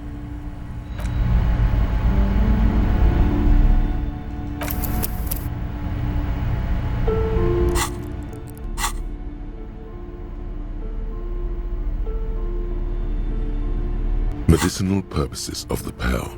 The cover of this heavy tome features a number of esoteric symbols. Flipping through the book, you find a number of sections on the general benefits of the Pearl. A large pharmacopoeia makes up nearly half of the book. You come across the following explanation. While modern pharmacopoeia are continually updated by so-called experts based on the results of clinical trials, readers will find assembled here the timeless wisdom relied upon by generations of traditional Seolite medicine practitioners, Mesk mystics, and Ilmaran folk doctors. Finally, something to calm the angry spirits that have been plaguing you. It seems to contain descriptions of the medicinal properties of various ingredients that may be gathered from the Pearl, as well as instructions for producing a variety of herbal remedies. There are a number of Seolite tonics that promise to improve your short-term memory, but nothing that speaks to your condition. What you're describing is booze. You don't need any herbs for that. There's nothing in here that speaks to hangovers directly. However, while browsing through the various descriptions, you become convinced that you could assemble something from the ingredients listed here. Want to give it a shot? First, you need to choose a base ingredient. Next, you'll need to combine the base ingredient with an appropriate vehicle. Lastly, is there anything else you'd like to add? The tincture you've invented sounds intriguing, but its medicinal value is suspect, to say the least. Safe to say it won't cure your hangover. Whoever wrote this never heard of the hair of the dog. Fuck this book. See if there's a bar open that'll still serve you. Would you like to try again? Very well. First, choose a base ingredient. Next, you'll need to combine the base ingredient with an appropriate vehicle. Lastly, is there anything else you'd like to add? You've created a delicious tincture of whiskey and ginger. According to the pharmacopoeia, it should increase your energy and focus, though, in your experience, it's only done the opposite. If only you could find one of these right now and drink the shit out of it. The book said it's good for you. so it would be okay. Would you like to try again? Very well. Next, you'll need to combine the... Lastly, is there anything else you'd like to... You've created a delicious tincture of whiskey and ginger. According to the... If only, would you like to try again? Very well. Next, you'll need to combine the base ingredient. Lastly, is there anything... You've created a If only, would you like to try... Very well. Next, Lastly, is there anything else you'd like to add? You've created a delicious... If only, would you like to try again? You close the book and find yourself staring at the familiar cover once more. Very well. Next, you'll need to combine the... Lastly, is there anything else you'd like to... You've created a... If only, would you like to try... You close the book and find yourself staring at the familiar cover once more. This bookstore is not strictly about crime, romance.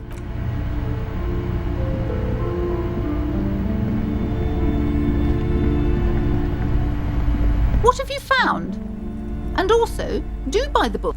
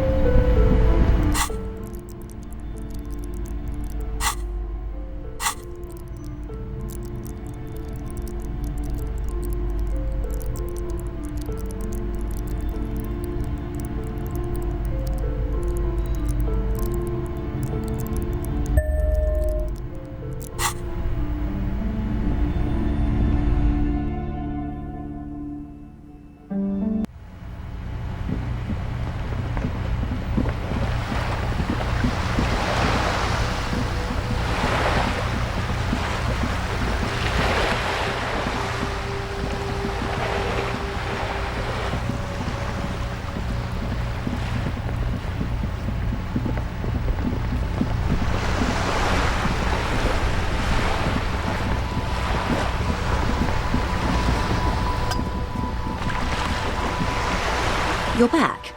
Good. What can I help you with? Yes, my eyes on the harbour have sent word to that effect. What have you discovered? It doesn't really matter, and I do apologize for the surveillance. Wild Pines can't afford to be blind at a time like this. In any case, it's a relief to know someone has looked into it. If I may ask, will there be an official investigation? I assume you discovered there is an operation. The lieutenant is about to interject. Cut him off. This decision should be yours. Exactly. But what? Okay. I thank you for sharing that much with me. My employer thanks you as well.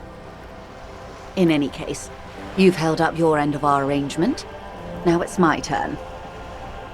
I wouldn't normally break protocol like this, but the situation demands it. If you don't solve this murder, I'm afraid we may have a bloodbath on our hands. The words bloodbath sound cold in her mouth. They taste of iron and strawberries. Yes. I'm afraid this strike may descend into a small-scale civil war, with possible consequences for all of Rivershoal West. Since you are sharing, ma'am, this is also the RCM's worst-case scenario. Then we're on the same page, as grim as it may be. I have an indirect role to play, I'm sad to say. My employer experienced a momentary lapse of faith in me. In that moment, they elected to deploy a private military contractor as an insurance measure. They called it my security detail. They were dispatched after I relayed the union's initial offer. Every worker... A member of the board.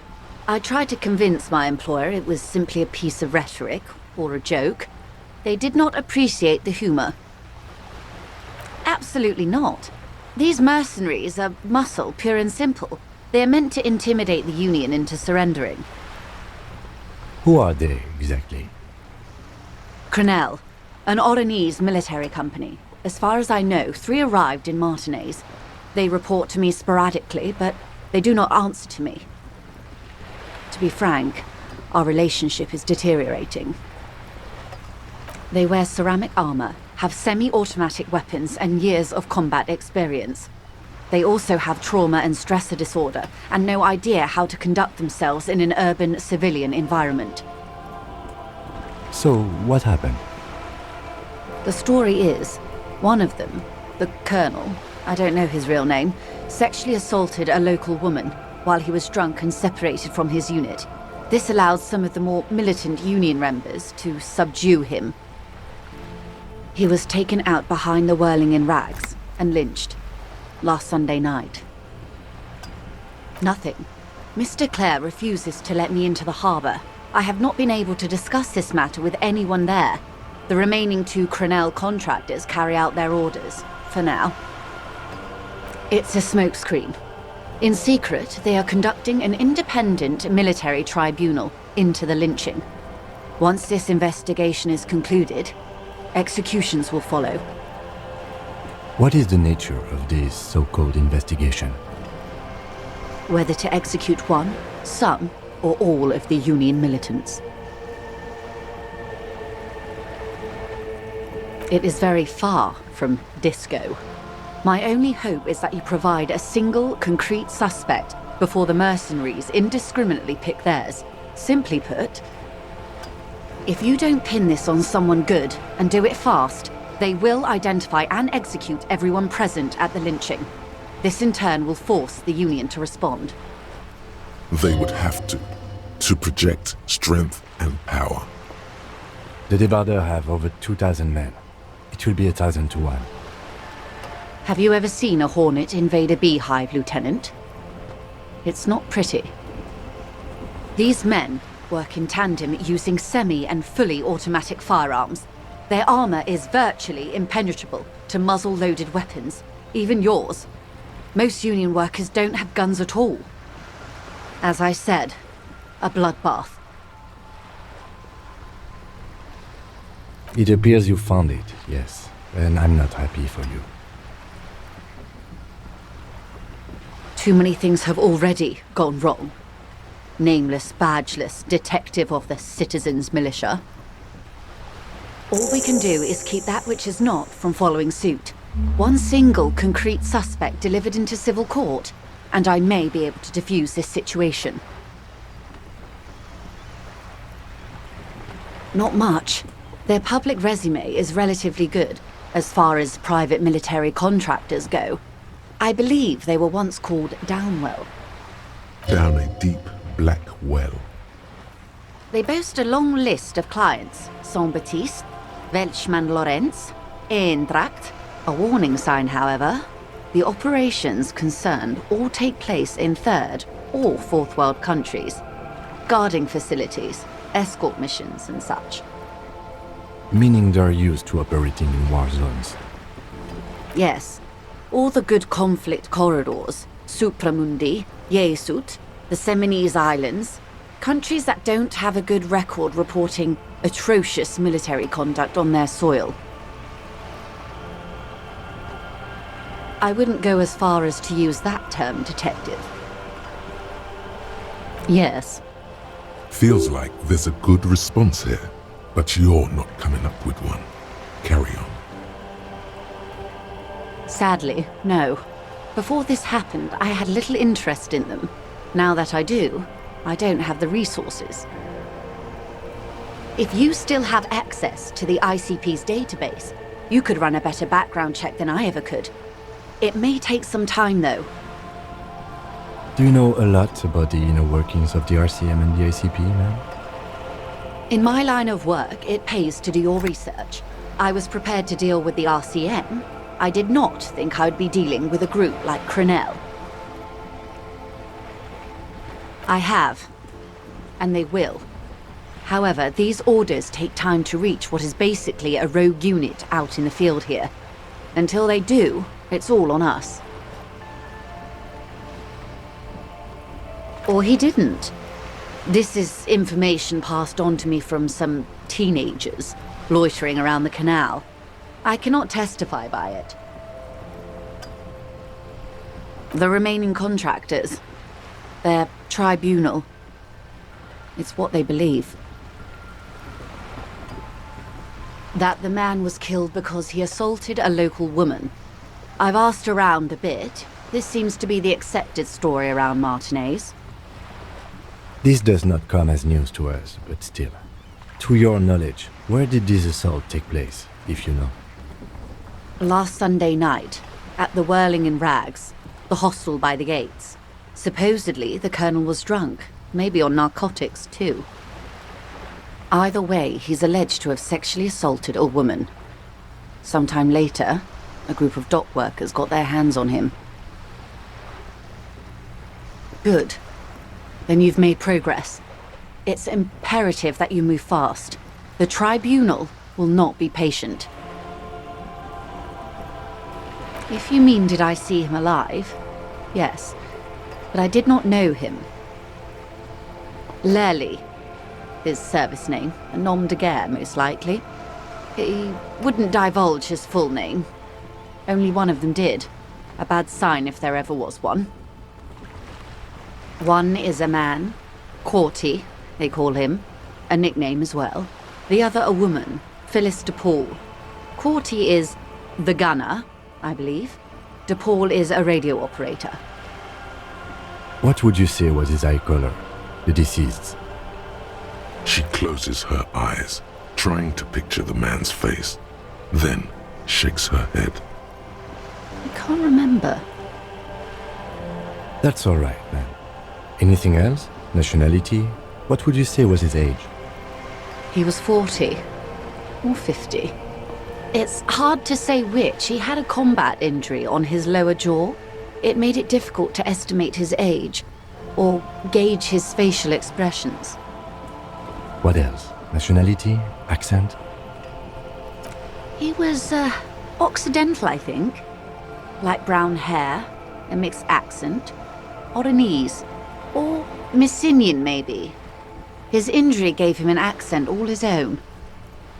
In a way, it was humanizing. He had to learn to speak through it, through the injury. That's all I know, I guess. I only met him once. Must be hard to force your face to move in a new fashion. If you continue like this, you'll have an aneurysm. Then you'll have to. They've gone to ground, as it were. I don't recommend seeking them out. For one, they're almost certainly armed to the teeth. They don't have the same respect for the Revachol citizens' militia as I do. To put it bluntly, they think you're vigilantes. Ghetto savages. It will not be a fruitful meeting.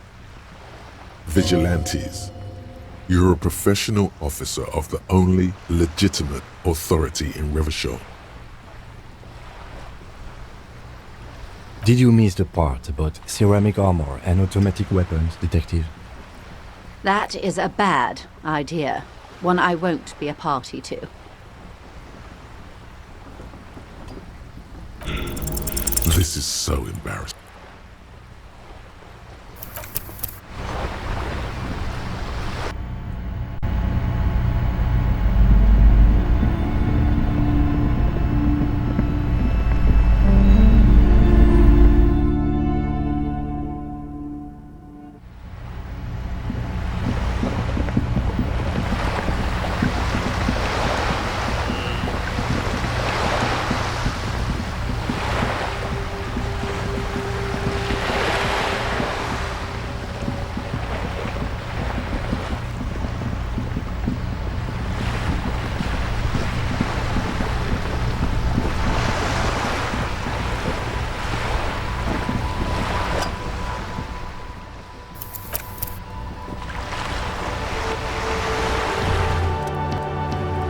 You're back?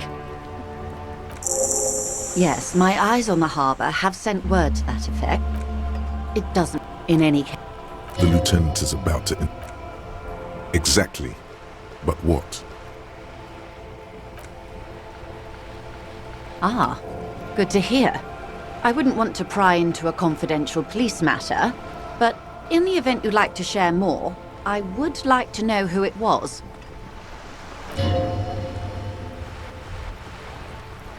Yes. That's how she operates.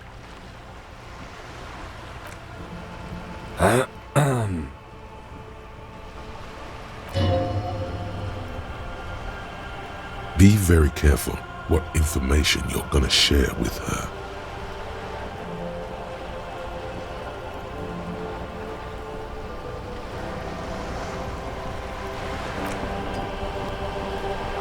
That speaks of the vastness and sophistication of the operation.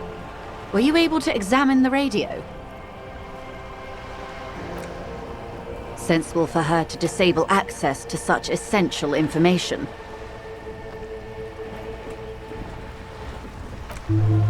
High-intensity microwave frequencies. They're used for navigational purposes, to compress the inter-eastlery space. They may use it to communicate with incoming freighters. Let's be honest, you have no idea what that meant. Inter-eastlery microwave compression. Moving on. What is La Puta Madre? Well, he sounds very dangerous. I urge you to take care, officer. I wouldn't want anything to happen to you. Not with what's coming. A runaway? Good work. This is a tangible lead towards solving the whole mystery. We contain multitudes, do we not? It might not be pertinent to her profession, but who knows? It may help you find her yet. She means you know her closer now. In some way, you know her soul a bit. Clever. Few suspect a woman in this sort of skullduggery. Good move on their part. I appreciate you placing your trust in me. Thank you again for looking into this matter. You have my gratitude, and the gratitude of Wild Pines Group. Now, per our original agreement, it's time for me to share company secrets with you. I wouldn't normally break protocol like that. The words bloodbath sound cold in her mouth. They taste of... Yes. Since you're... Then we're on the same... they were just... Every... A member... Apps. Who are... Cronell. They were... So... The story... He was... Nothing. It's... What is the... Whether to execute one, some, or all of the Union militants. Surely you're joking. These people are killers. My only hope is that yours provides a single, concrete suspect. Before... If you don't... They would have to. The débardeurs have over 2,000 men. Have you ever... These men work in town. As I said, a bloodbath. It appears you found it, yes. And I'm not happy for you. Many bleak scenarios have already come true. All we can do is keep the rest from going the same way. What? Not more. Downing. They boasted... Meaning? Yes. All the good I wouldn't... Yes. Feels... Sadly, if you... Do you know... In my life, I have. And... Or he... That... This does... Last... Either way. Good. Yes. Since you're... Then we're on the same page. As grim as it may be. If you let one... What would you say? She closed... I can't... That's all. He was for... What else? In a way. Must be hard to force your face to... They... Vision. You're likely to run into them eventually. When that... One is obviously the scab leader at the harbour gates. The one chanting the idiotic slogans. He's barely maintaining his disguise. The other has a vantage point in a building south of the roundabout. They were keeping tabs on you while you were canvassing the lorry drivers.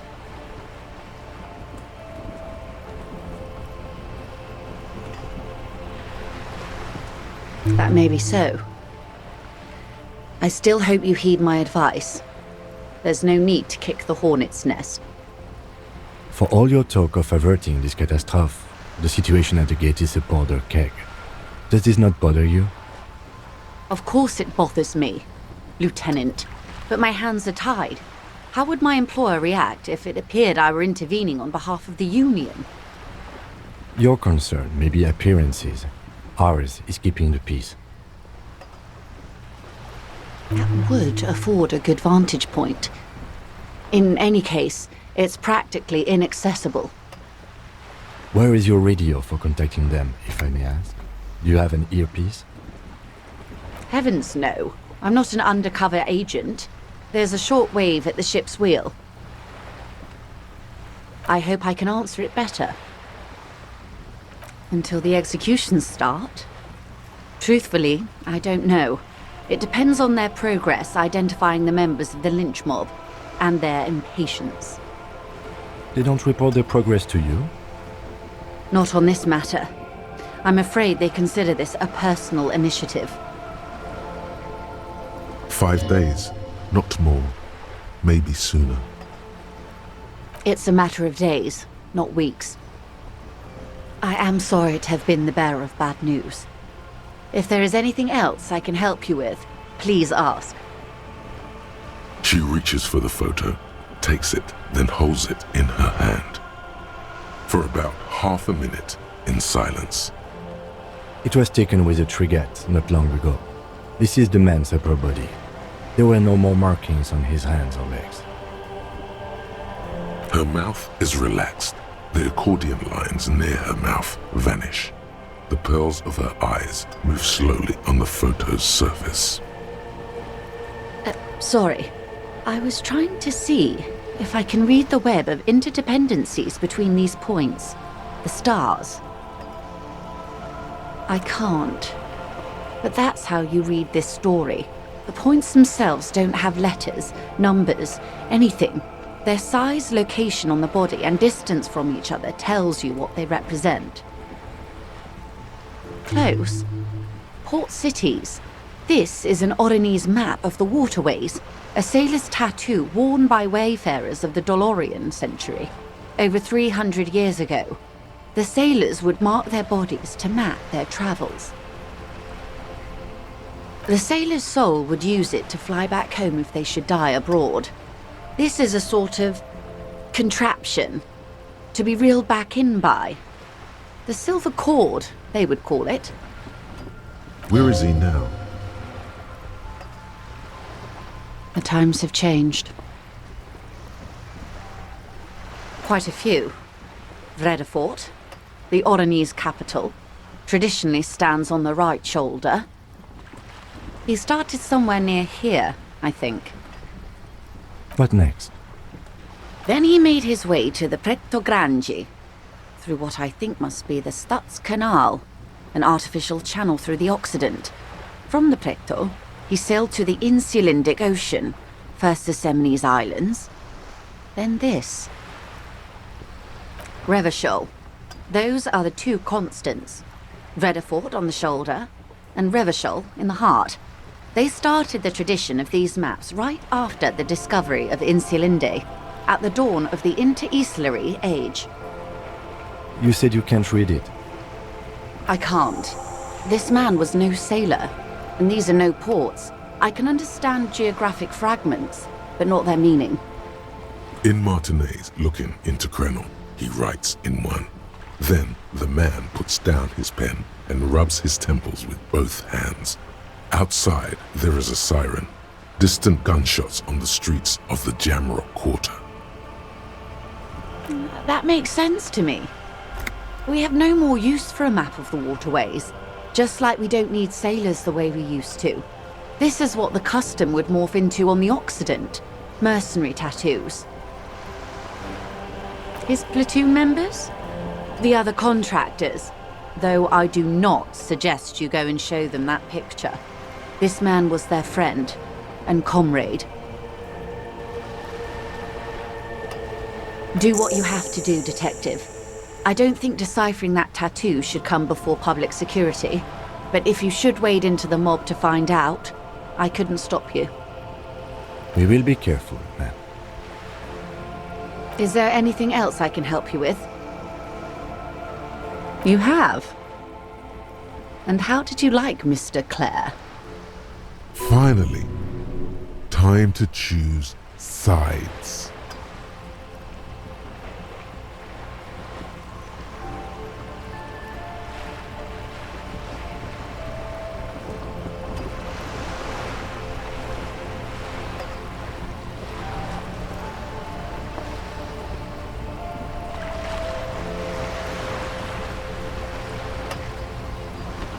Oh, come on now. He has his uses. How else would he have stayed in power all these years? Or wait, actually, corruption. That's how he's done it. Fantastic, Worm-like corruption, reaching into the bowels of the earth. The position of my unusual colleague does not reflect official policy. I hope you understand. The RCM does not pick sides. Of course. And I don't expect you to share anything he told you with me. I'm not a corrupt Worm myself. However, if you felt like discussing something, how could I stop you? Are we not human? Are we not curious to hear another person's take? It's only natural. We would only be gossiping. Tell her she'll like you for it. Yes, your disgusting necktie agrees completely. Let's gossip. Weird. Oh no. One of the positive things to come from the revolution is the unhindered exchange of information, you see, even when it comes to trade secrets. Which isn't to suggest our talks constitute corporate espionage. Even if they did, it would be fine. But they don't, since you logged the money as a donation, and this is clearly just gossip between friends. Oh. That's so helpful of him. The lieutenant looks at you, and you can swear his jaw muscle is trembling. Unconventional police officers sometimes lose their guns. They then go around and tell people about this, to gauge their reactions. It's all part of detecting. Incredible. Simply incredible. And how is it going? Has this detecting produced a gun? Did he now? Well, then it should be any day now. Unless, of course, he's lying to you. Anyway, was there anything else you've heard? Did you now? What sort of borscht is he making? The strike brew. That's a classic. And by turn up the heat, I presume you mean put more alcohol in it? Why, if I may ask, why make them more drunk? Aren't they corked enough already? Yes, Detective. What were you hoping to accomplish with this strange thing?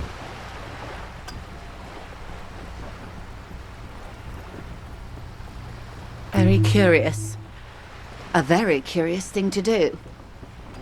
Truly. But that's how he operates. He just does things, man. And then talks about them, even if it's inappropriate. A strange equanimity has overtaken the lieutenant. He's just going with the flow now. Easier that way. What else? Of course, Detective. Should something come up later down the road, don't be afraid to drop by for a chat. Until then, is there anything I can help you with?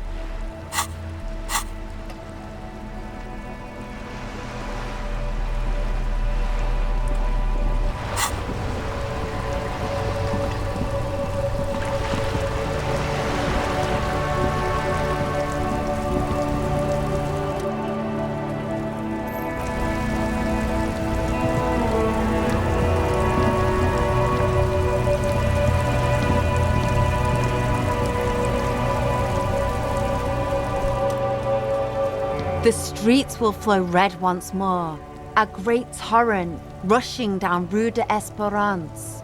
You wait and see. The streets will not flow red with anything. Who are you?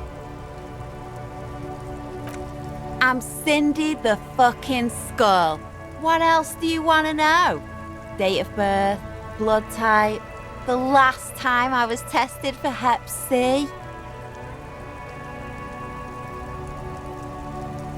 Had a battery of tests just last week. I'm practically a patchwork of interesting critters. Kinda like a man-o'-war. She's grown frustrated with her work and welcomes the opportunity to challenge authority in other ways.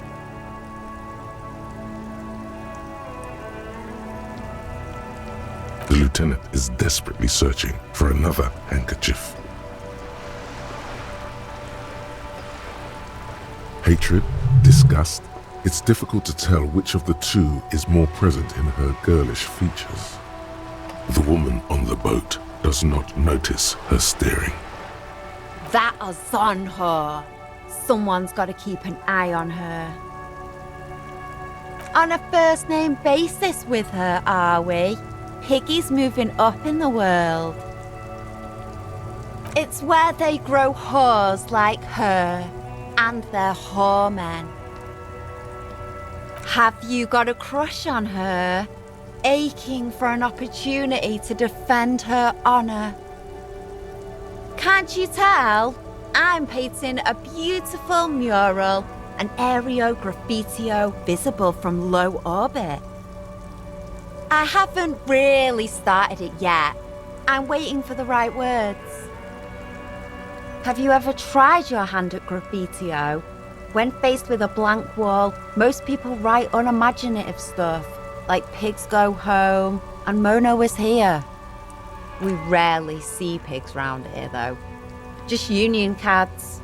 And my name's not Mona, so...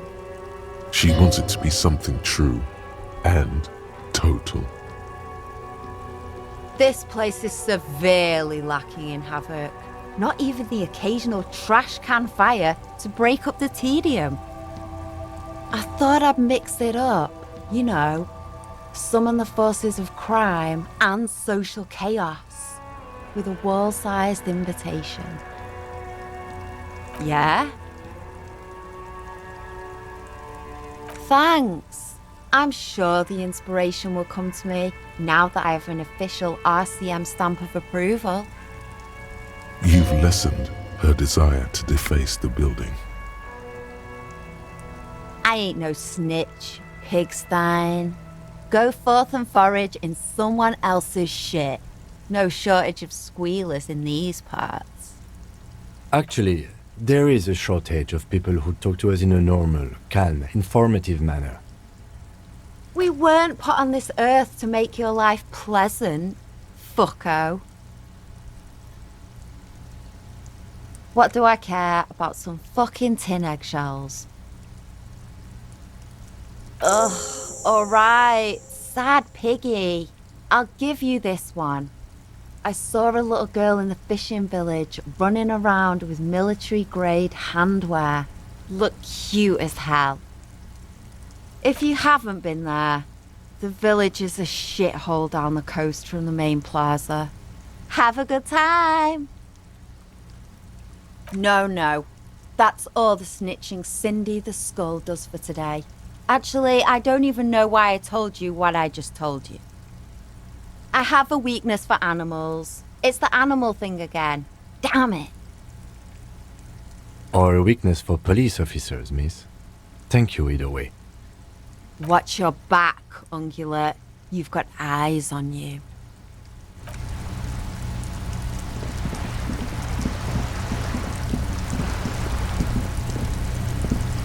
Just an ordinary wall. Nothing to see here.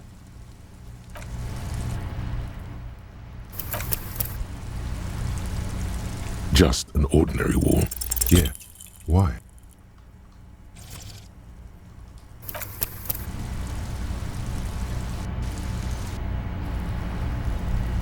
Just an ordinary wall. Yeah. Why?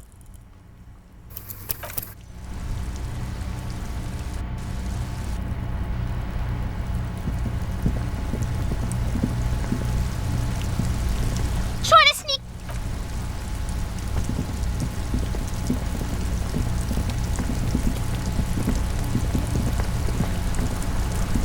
This must be it.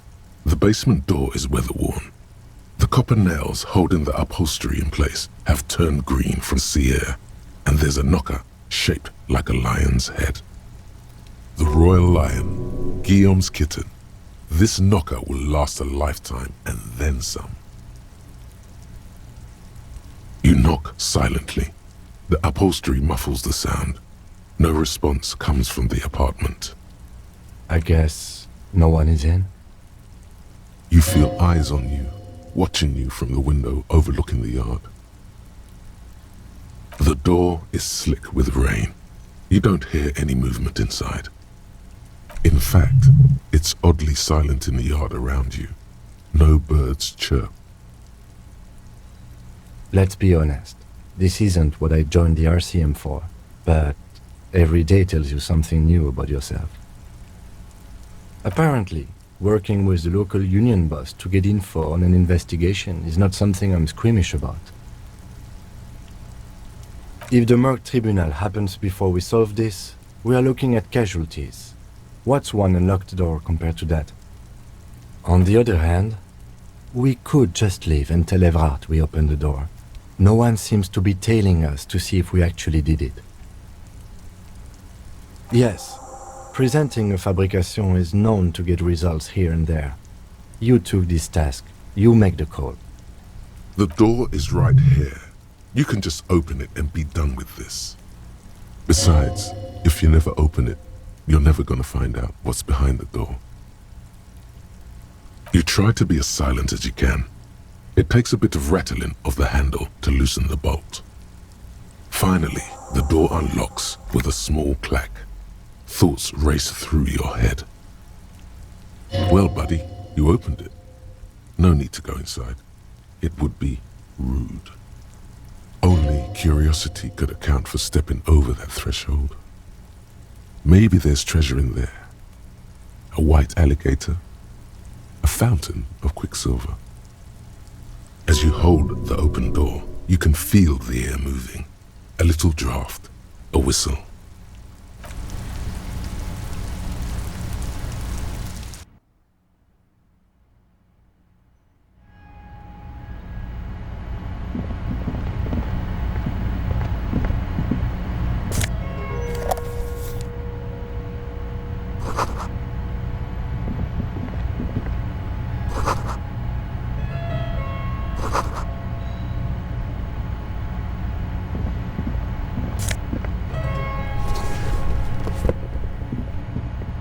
A row of mugs sits on the shelf.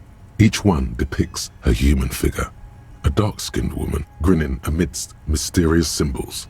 A broad-shouldered man shoveling potatoes, and others. A little ring. Though cheerful, the images on the ceramic make you vaguely uncomfortable. The images betray a lack of interest in human beings. They are merely unflattering caricatures. The owner of these mugs doesn't like people of other ethnicities very much. This person is unhappy. The lieutenant picks up one of the mugs, then puts it back down with a look of disdain. I'm beginning to feel better about breaking into this man's apartment. Yes, your broken mug friend would feel very much at home here. The same humor, the same mocking lines. There's the missing tin soldier. Whoever lives here might have used the Whirling's container to dump his trash. And now they've drawn the ire of the Union. The plot thickens, as they say. Perhaps you should break into apartments more often.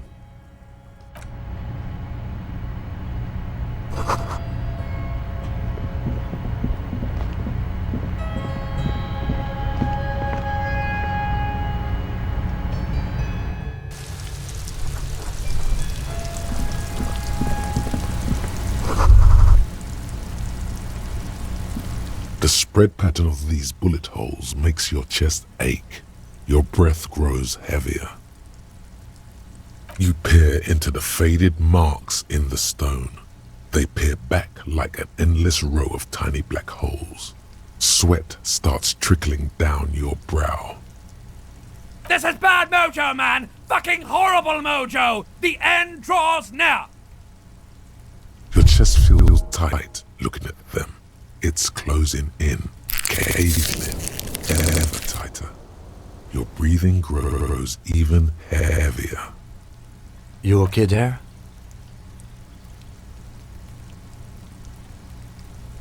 You were looking pale there for a second. What are you looking at? Remnants from the revolution. These are over half a century old. Perhaps a crime of a sort ages ago, but no, these do not warrant an investigation. Not much. I don't have a fresh perspective on it. Should we go?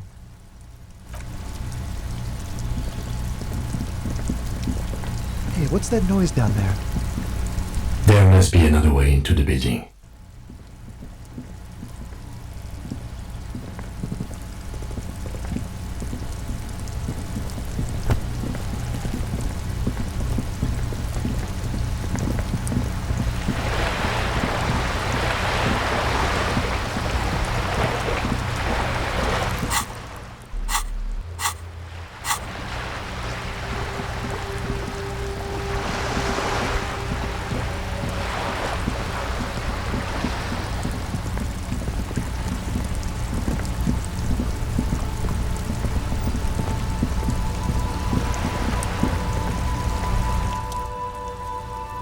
Hello, sir. How is the investigation going? Found any curses yet? Oh, that's great! I hope exciting adventures lie ahead. And maybe you can help Mother become less afraid.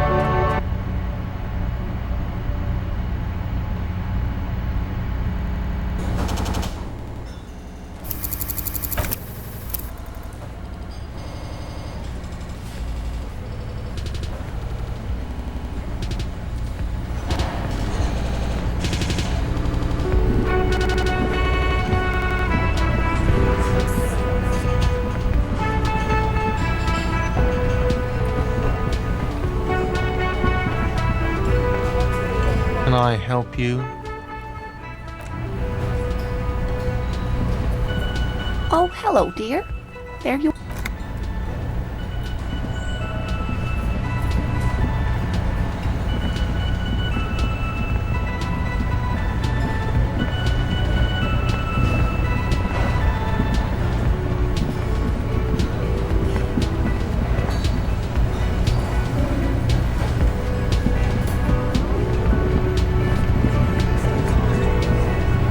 It's you again.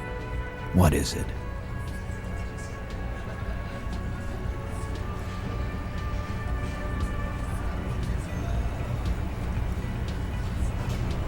Like hell you have. There is no local drug trade. This place is as clean as a rifle. Go back to Jamrock and ask the local junkies how clean your streets are in Precinct 41 kilos. We'll do that.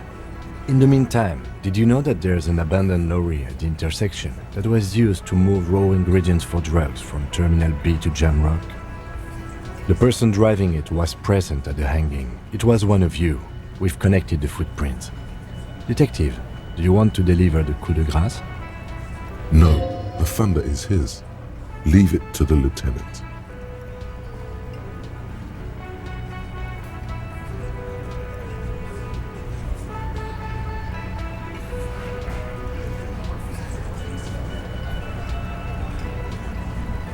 Thank you.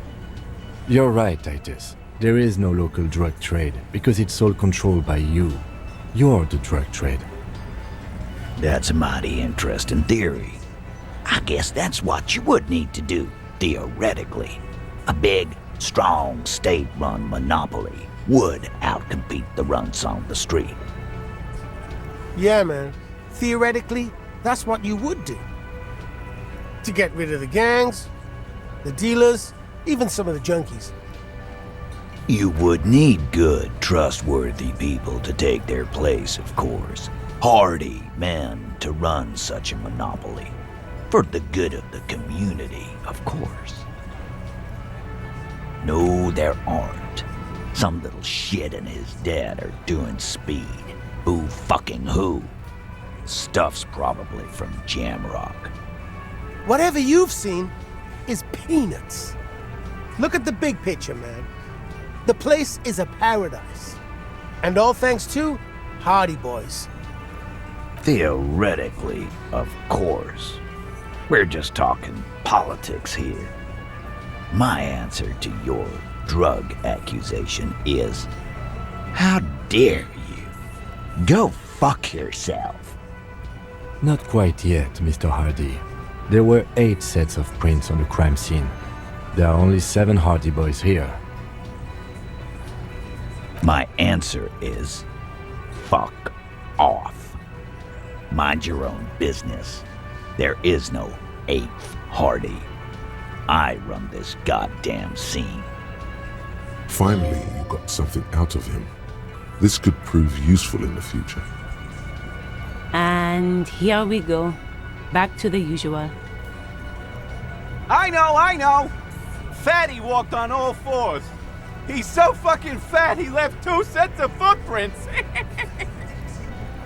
Go fuck your mom, Dennis. That's more like it, boys. You heard him. It was Angus on all 4s.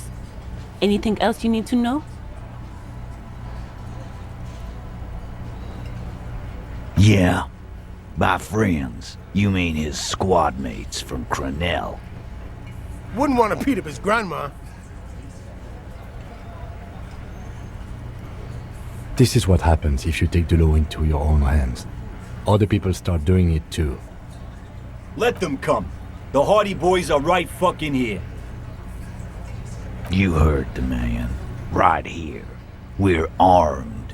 We got the whole district behind us. And Glenn.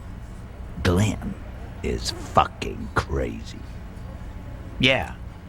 A well-oiled murder machine. The mood is on the rise. They're feeling confident, ready to punch out the whole Merc platoon. We got weapons of our own. We got Ister 50s, Zeelagers. Glenn's got a knock cannon at home. I guess we're gonna see, aren't we? Right about what? That a 50 caliber bullet goes through shit? Yeah, I am. So are the local gangs. The fucking Barmy Army and the Madre scum. You've been out there. Seen any around? Yeah. Where are they now, huh? Sent back to Madre in an airtight cargo crate. These people are trained military professionals. Special forces, as you said. They're not a gang or a Barmy army. No, they're not. They're uncoordinated and drunk. Don't forget, we're listening in on their communications. Their shit is way apart. Big fucking surprise. They hire psycho scum, arm them to the teeth, and let them loose in the city. What do you think is gonna happen? What do you mean, okay?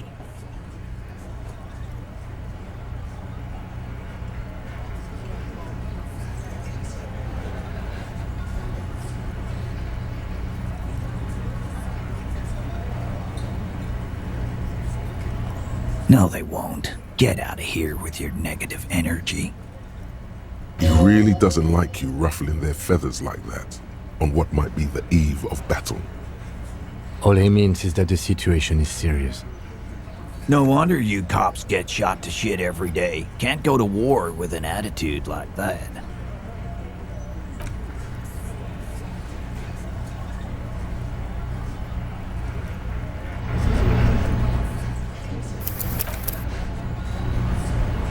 It's you again. What is it?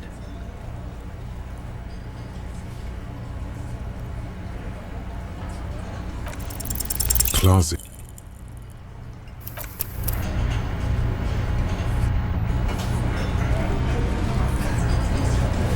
It's you again. What is it?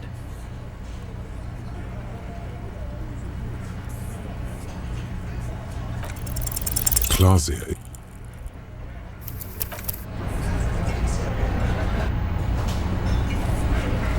It's you again. What is it?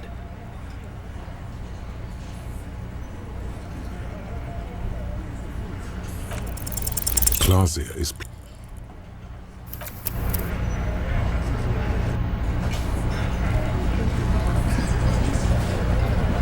It's you again. What is it?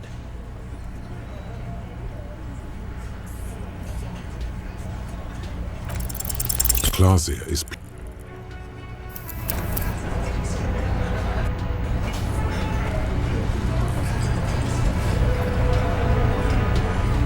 It's you again. What is it?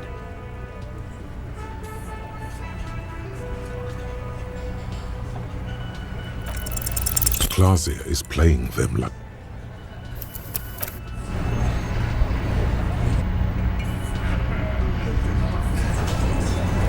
It's you again. What is it?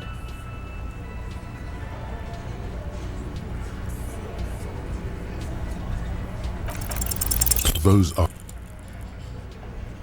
other guys. My shit is solid gold.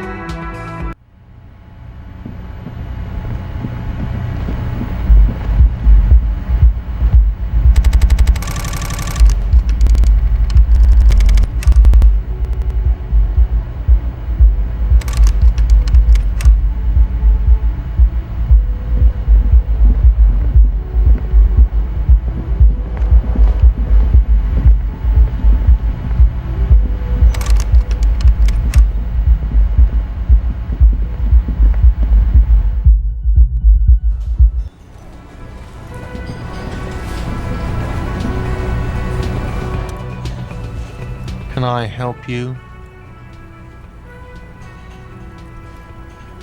Got the 20 real?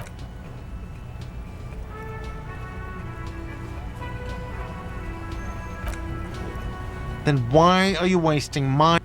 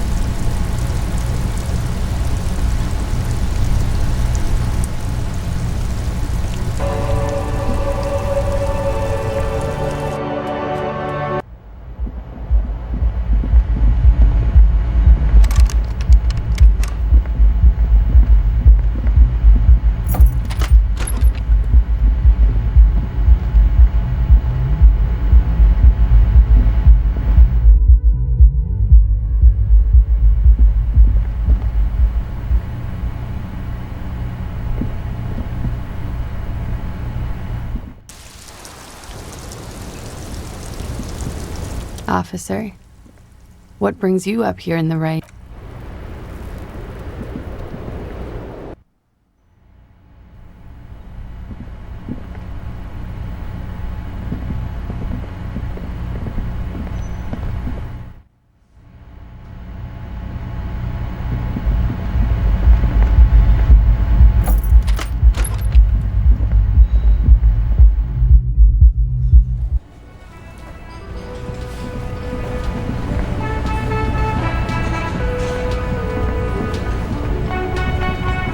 got nothing to say to you.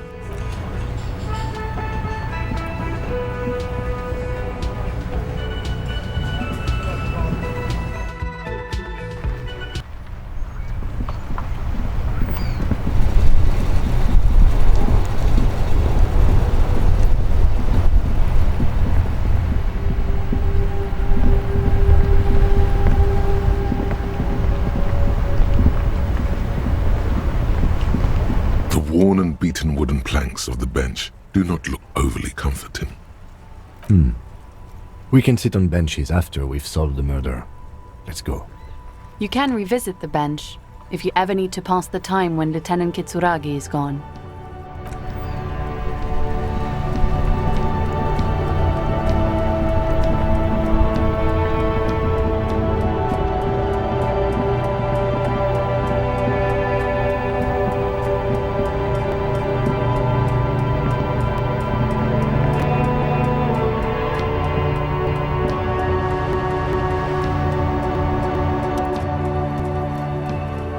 A couple of indicator lights are missing from this control panel. Loose wires dangle from the now vacant holes. In the middle is a lever. Beneath it, a small metal plaque.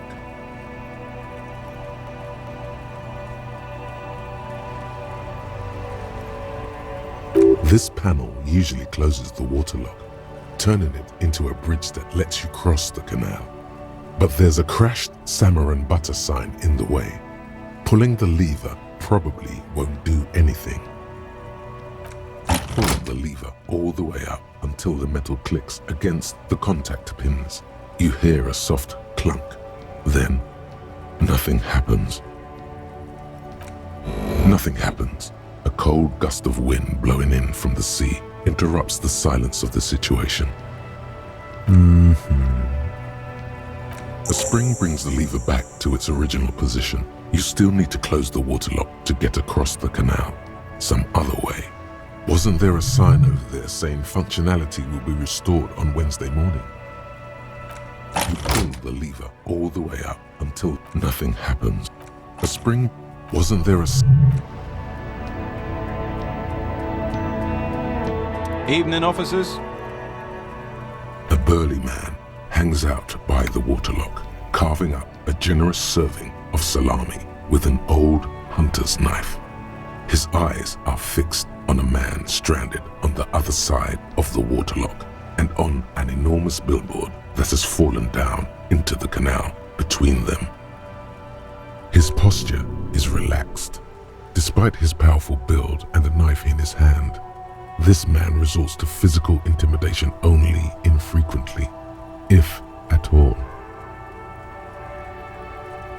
My friend Barry the Butcher is stuck on the other side of the waterlock.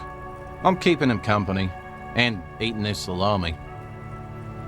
From the corner of your eye, you see a man in a yellow shirt and grey overalls waving at you from across the canal. He seems disappointed about the wreckage on the waterlock and the salami. Very good stuff. Anything I can do for you, officer? I wasn't here to witness it, but those look like tire tracks on that sign. Weird, huh? Then again, plenty of daredevil drivers in Revachol. The words daredevil driver sound ominous to you. Too bad it also takes a year and a day to repair anything around here, especially a waterlock. The rest of the coast is closed off till then. It's supposed to operate the waterlock, but as noted, it's all junk right now.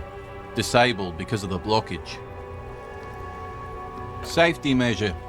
Turns out the panel needs a special key to be reactivated.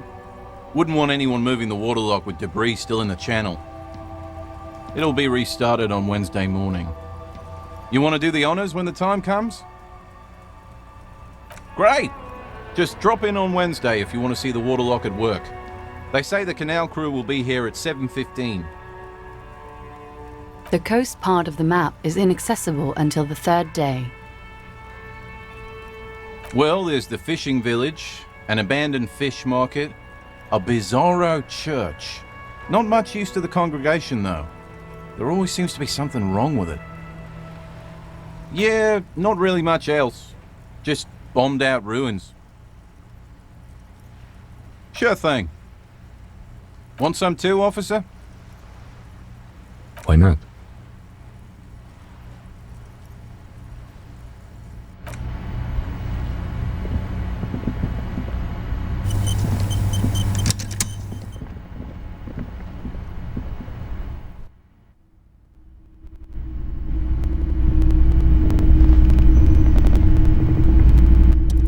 Officer, the flashlight, please.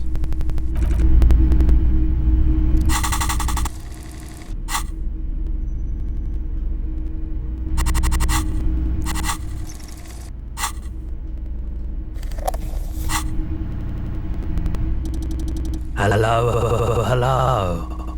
Let me know if I can help you with anything. The cold Madakwa.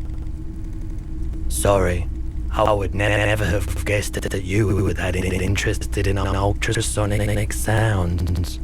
Or birds for that matter. How interesting. Wow, it's been a long while since I've gone hunting for the cold Madakwa. Once knew a group of young musicians who decided they didn't want to play music anymore and started looking for all kinds of interesting sounds instead. This was before, you know, lost touch with them after all of that. Cool or not, one of them was obsessed with recording the Koldi Mamadakwa, and he was one of those passionate people who know a lot about all kinds of strange things, so he got the rest of us to join in his search. We thought we did. We got together all these recordings of unusual sound patterns, compared them, cut them up and combined them into the Symphonia Koldi Mamadakwa. That really wasn't the point. After the Symphonia, we moved on to the sounds of office supplies or something like that, and I doubt any of us would have been any good at pushing papers. Unfortunately, I don't have any recordings from my old life. None at all, but I do have a tape with some ultrasonic sounds that might be what you're looking for. Do we really have time for this? This recording comes from down the coast. Wasn't looking to record anything specific. Just left a recording device there one morning. Keep in mind, I have to slow this one down enough to make sounds well over 200 kilohertz audible to the human ear. It will be strange. As the hum grows louder, modulating but always unnaturally uncomfortably low, like it's coming not from the speakers, but also from inside your chest. Breathing is becoming difficult. Not good, not good. You're about to start suffocating. You have to stop this. There's a growing sense of dread. The sound is coming from inside you, but also surrounding you. It feels as though someone is standing just outside your range of vision and watching you, doing this to you. He nods to you, reassuringly, just as more diverse, higher-pitched sounds, some random, some appearing to form patterns, hit your eardrums. Gulls and skewers, but A low range of sounds is easier to handle with a focal point, but still troubling. You are mesmerized by the sounds, but also feel nausea welling up as the motif continues, then begins to recede, dissolving in what must be the sound of water lapping at the bank. you know, now that I've listened to it on these new speakers, it's not the cold Mamadakwa.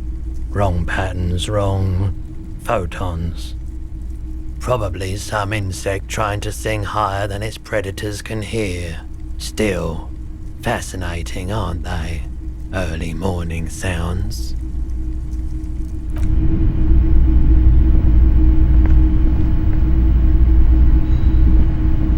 A typical Martinez streetlight sits among assorted floor and table.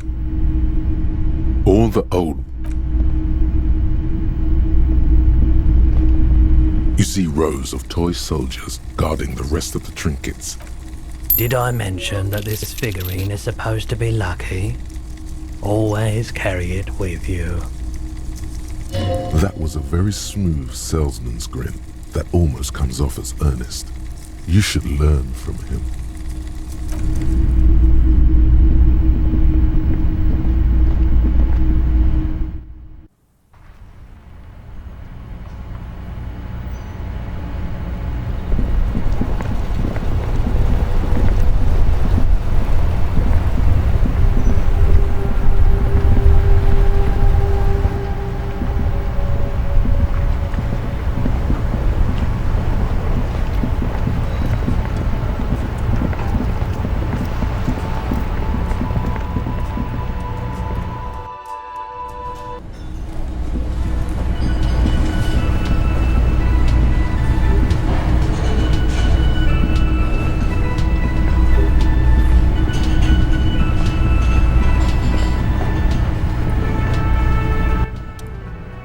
You see,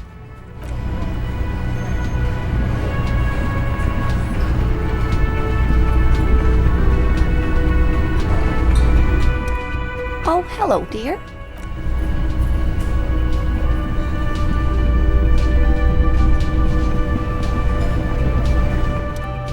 Can I help you?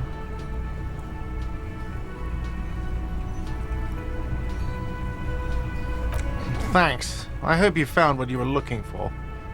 As it should be. Anyway, thank you for returning my key.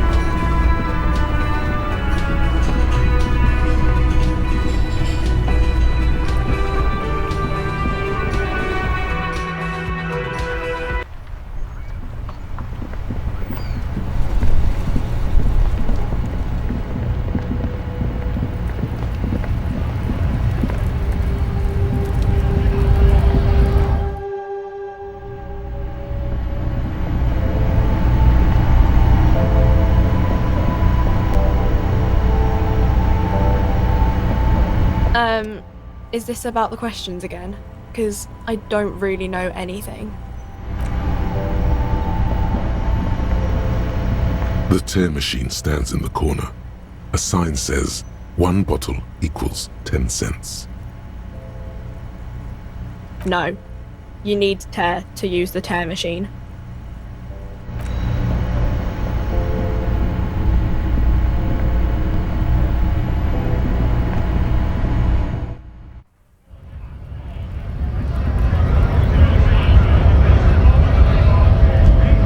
Right to work!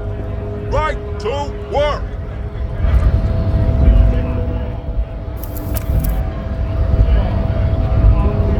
Right to work! Right to work! Shame on... Hell no. I'm just an honest scab. I won't have talk like that around here. You understand? Fuck it, Bob. How about you fuck off now, huh? Okay, of course. There could be weapons aiming at us right now, somewhere above, in the buildings. The other merc. Don't push this, he's thinking. This is not the time. The man's breathing steadies, but his eyes are still narrow. Slowly, he's trying to get his right-to-work dance back on. Don't think so. Suddenly, this feels like a really, really bad idea.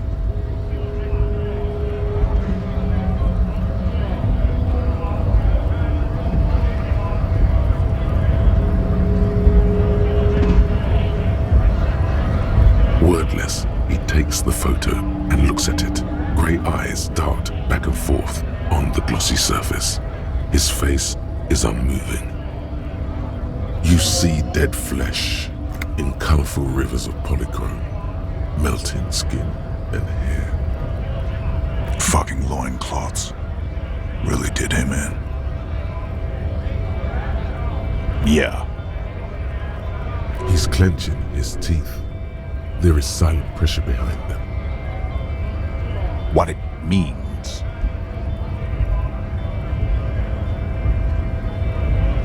I can tell you what this one means.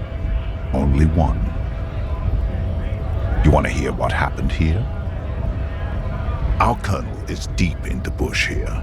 Deep in the fucking bush. In Benital, 41. Monsoon season. He's on a reconnaissance mission. He spent a month behind enemy lines, scouting kept villages. Nothing but fucking bugs and snakes for fun. Men are getting restless. There's talk of switching employers.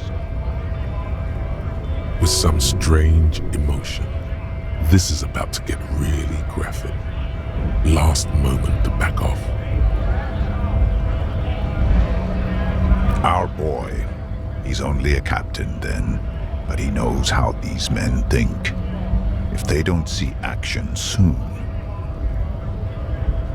At dawn, he comes upon two kids, breeding in the bushes by the river. Or maybe they weren't breeding. Maybe they were just making eyes at each other. I like to think they were breeding. We shot the boy. He was useless, but the girl, she was nice. A little fat, you know, but not too old. She was quite the entertainment. For the week she lasted, expired in the hands of Sarge Mason. The kind of guy who'd make Chief there shit his pants and cry like a bitch. God. Mason couldn't let go. Cut the tits off her cold body and fucking ate them. Drowned in a creek a week later. Spirits my ass. Something stirs in your stomach. There's a word on the tip of your tongue. Colorless, odorless. It's... You bet it was. It's just nature. This guy, he used to say evil is when nature and spirit meet in the wrong place. No, I was in the domain, in Jamrock, being a bouncer. Fucking mask is getting sweaty. I want to take my mask off. But... He's under orders, and orders are orders.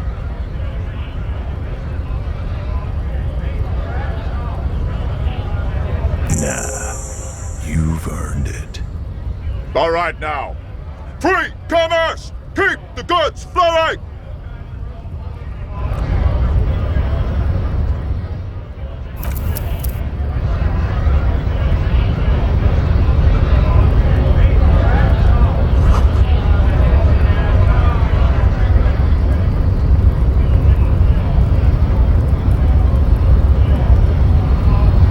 Hola, Wandering Man.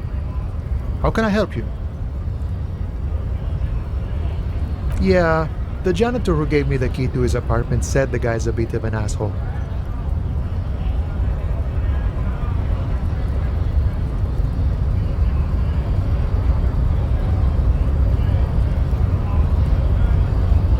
Like I said before, I don't know much about this weasel, but the bossman said he's a real piece of work. Thanks for helping out, friend.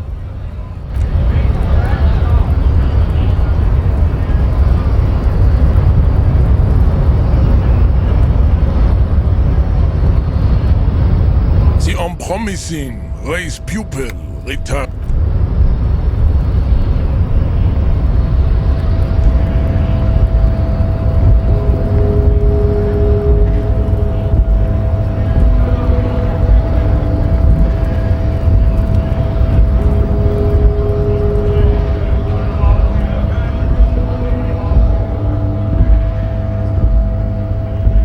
Stuck in the traffic jam. This big, heavy Grad-made machine is well kept for such an old machine.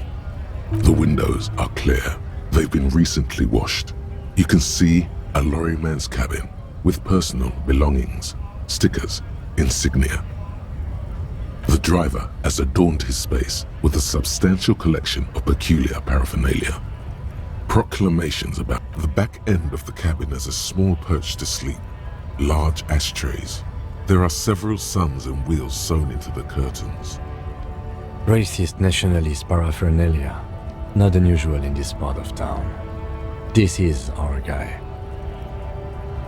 Likely, yes. This guy's proud of who he is. Drapes it all over his machine.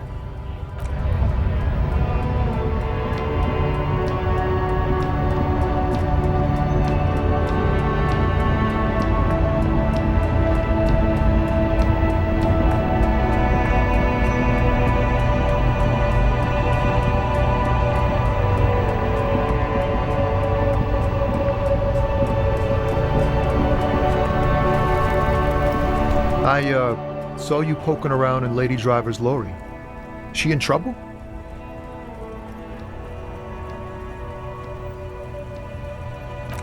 Nah, man. I was telling you the truth. I really didn't think it'd be her. She's okay. Sort of troubled, but still, a nice person. What else do you know about her? Nothing. We just talked a bit. About life and stuff. She left me a key so I can park a lorry if the jam broke. So, she in trouble or what? It's that bad. Man, what should I do? What should I do to help her?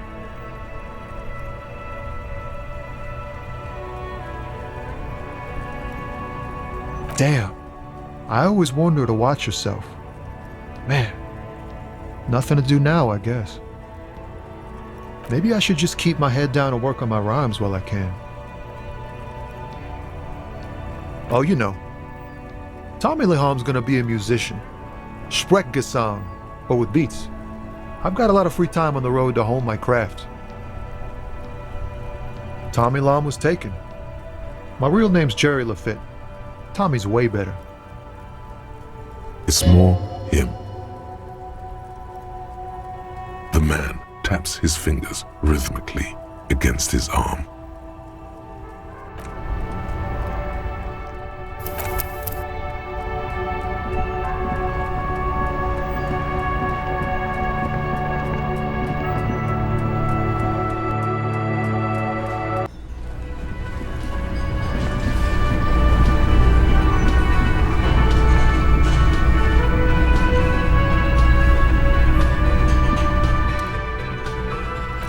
Got the 20 real?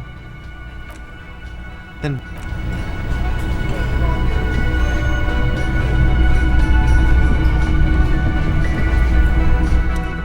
Yes?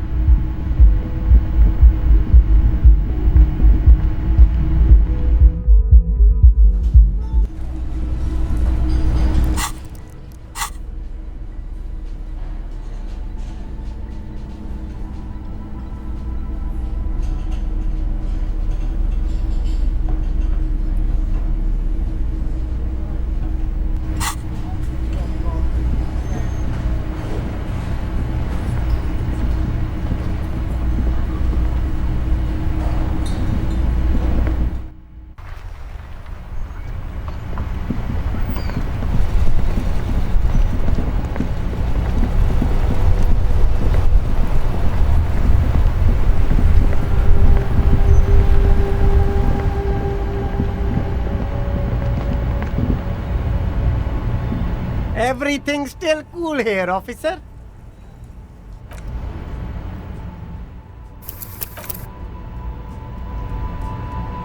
Everything's still cool here.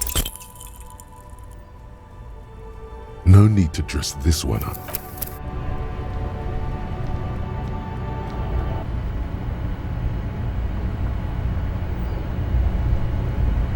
Everything's still cool here, officer. No.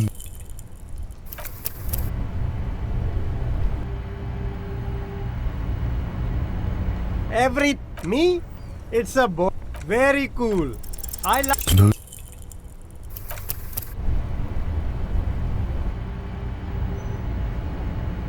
Everything's still cool here, officer. No need.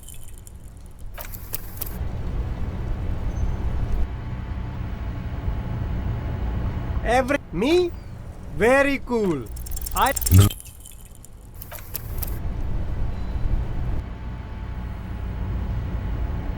Everything's still cool here. Oh, okay.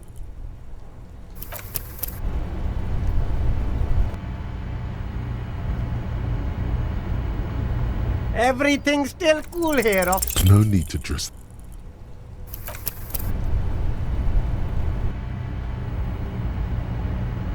Everything's still cool here. No need to.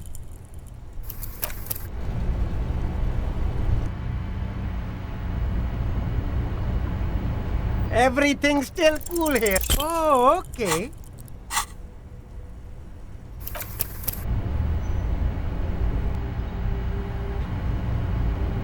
Everything's still cool here.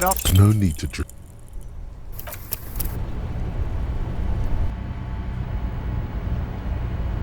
Everything's still cool here, officer. No need.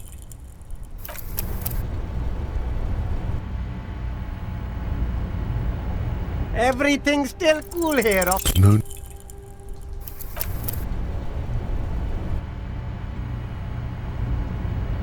Everything's still cool here. Oh.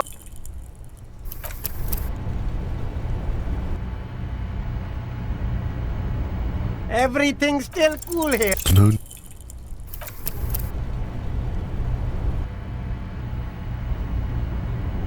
Everything's still cool here. No.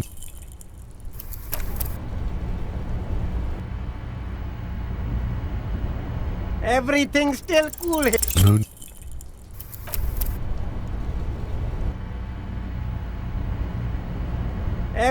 Me? Very cool. No.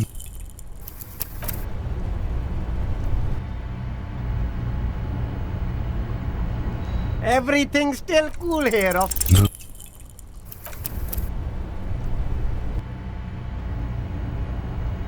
Everything's still cool.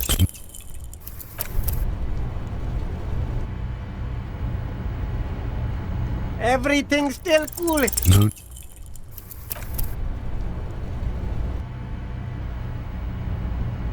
Everything's still cool. Oh.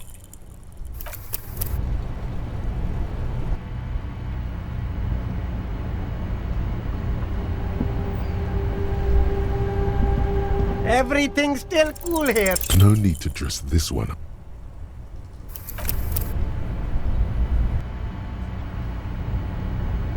Everything's still cool here. No.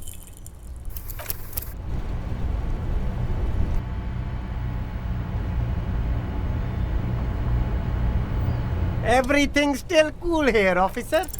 No need to dress this one.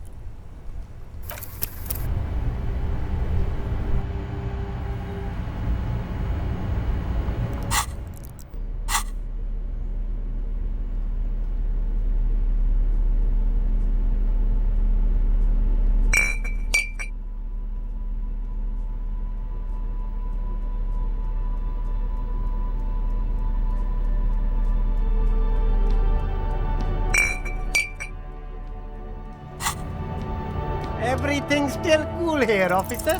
No need to dress.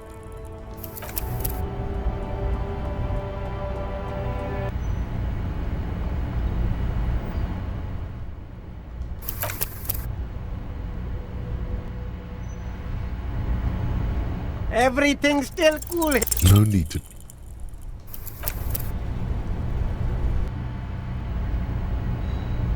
Everything's still cool here, officer. No need.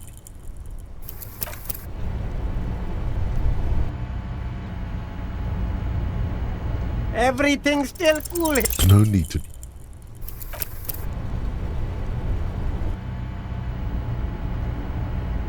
Everything's still cool here. No need.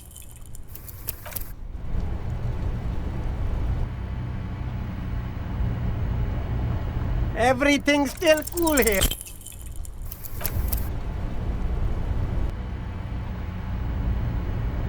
Everything's still cool here.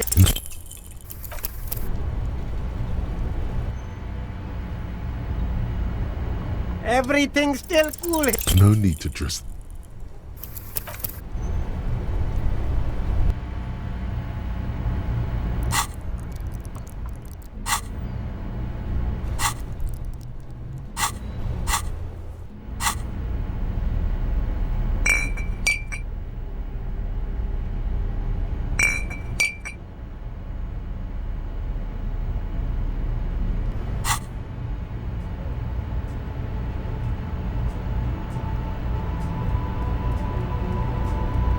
Everything's still cool here, officer.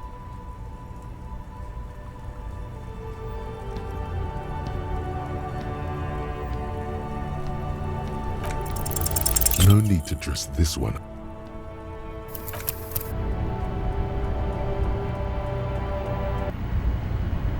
Everything's still cool here. No need to dress.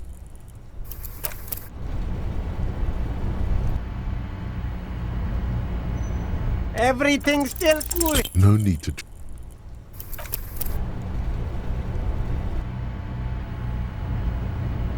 Everything's still cool.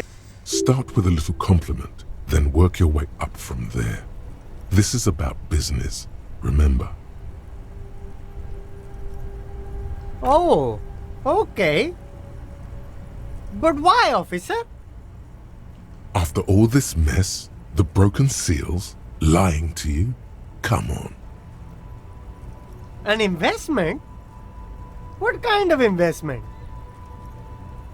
Or you could not make this about corruption and go with something even wilder.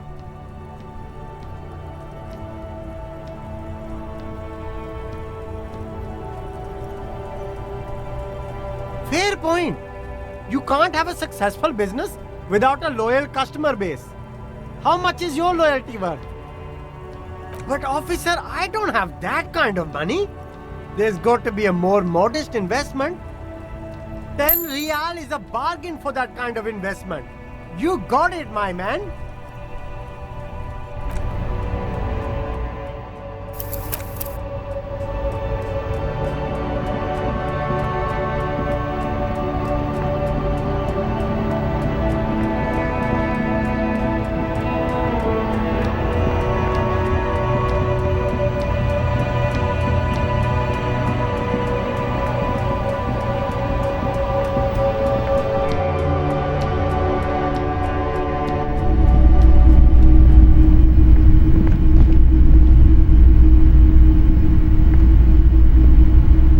Hello.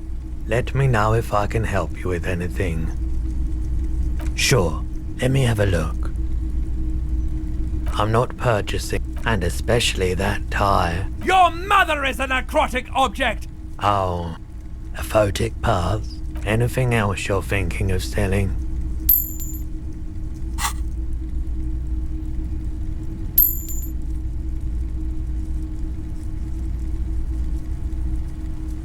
Another time, perhaps.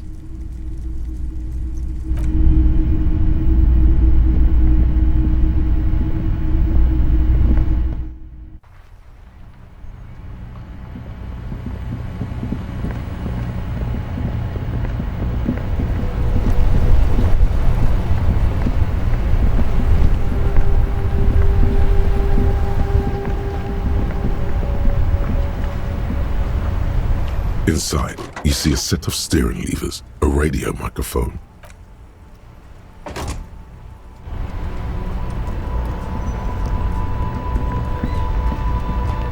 Now it's turning into a kind of a snow limbo, man. What's on your mind?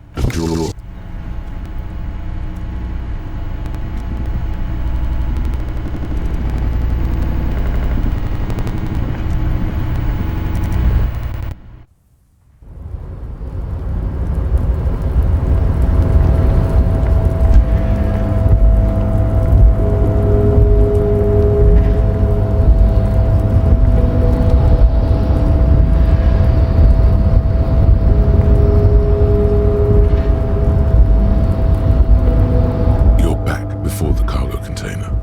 Its drawer has not... You're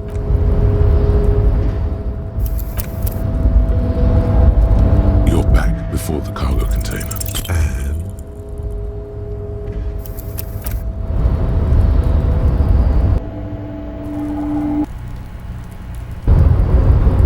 You're back before the cargo container. And...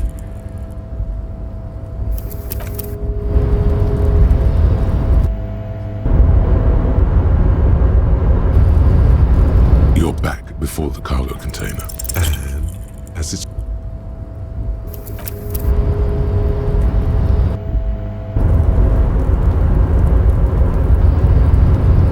You're back before the cargo container. And...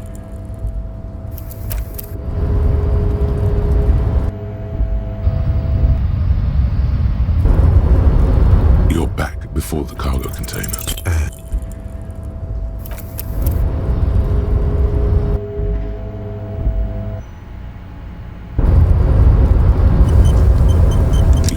Before the cargo container. And...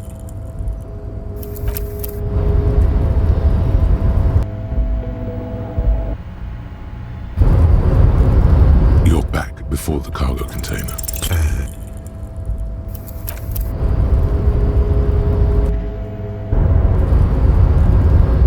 You're back before the cargo container. And...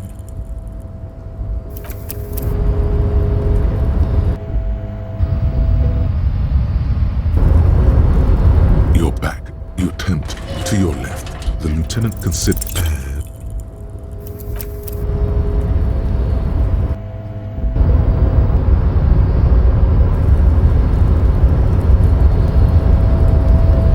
You're back before the cargo container. And... As...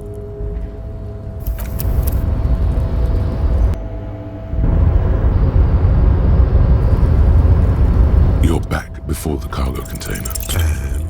As it's always.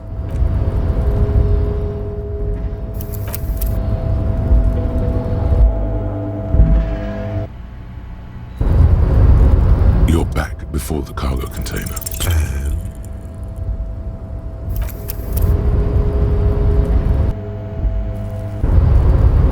You're back before the cargo container. And...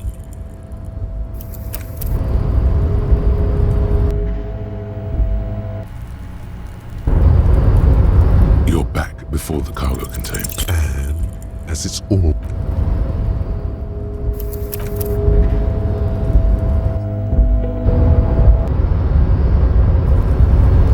You're back before the cargo container. Despite the dirt that surrounds and trails you, a beacon of light emerges from deep within you. The door stands silent. Satisfied, detective? Try again. Just like that, you hear a click, then a rattle. Some mechanism unlocks itself inside the door. Ahoy! Come on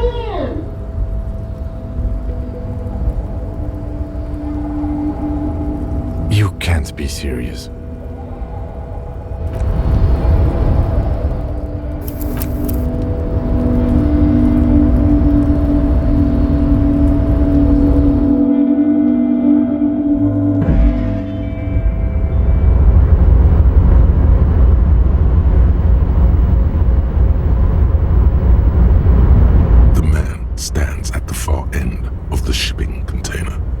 To say anything more about him.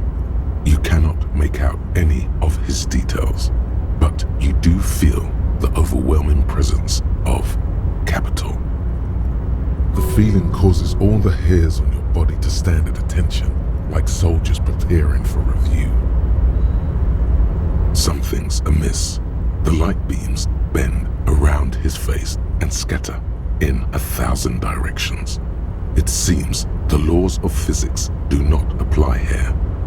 They are suspended, distorted, and echo. Trying to visualize the physics at play is liable to give you an aneurysm. Don't think about it too hard. In the general stillness, only your tongue moves, flickering as you utter. Welcome. Come in, make yourself at home. Sorry, I'm not better able to receive you. I wasn't expecting visitors today. You can't hear him exactly, yet you're able to understand every word he says. It is very strange.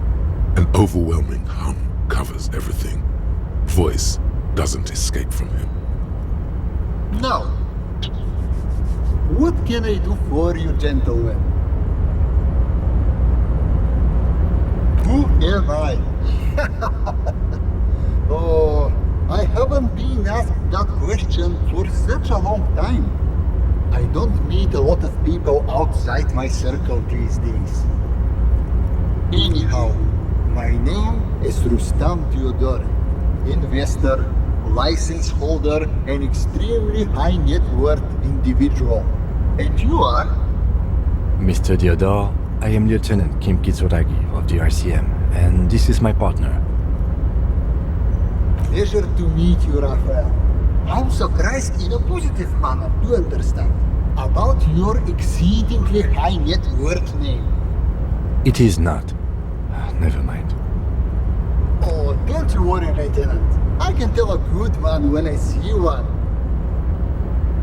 Oh Lord, not this again.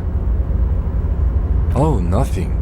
It's just that we've got this murder to solve, and yet you go around asking everyone about money. And every time I ask, are you sure this is related to the case, you say, sure, Kim, I think it is. And yet, it never seems to get us any closer to solving the case. It's quite alright. I'm used to the question by now. To be blunt, I inherited my fortune from my grandmother, who herself was an extremely high net worth individual back in Grad. All I did was take her fortune and invest it prudently. Believe it or not, it takes more than a bit of skill not to blow a vast fortune on sailing boats, bad choices, and unsupervised state policy.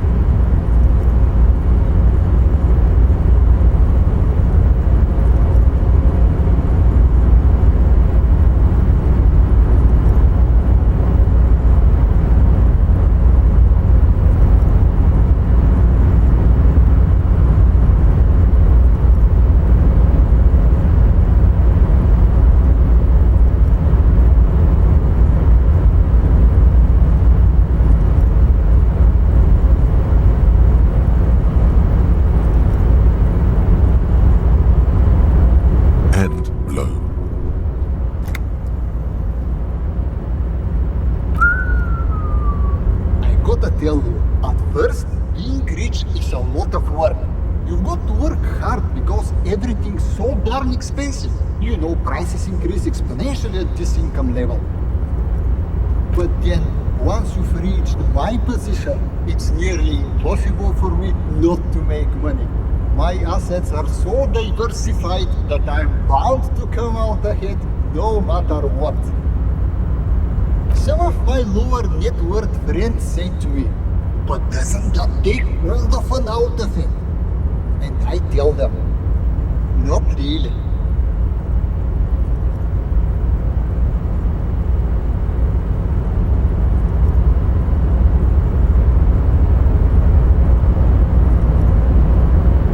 Sure, and they benefit when I buy things to stimulate the economy.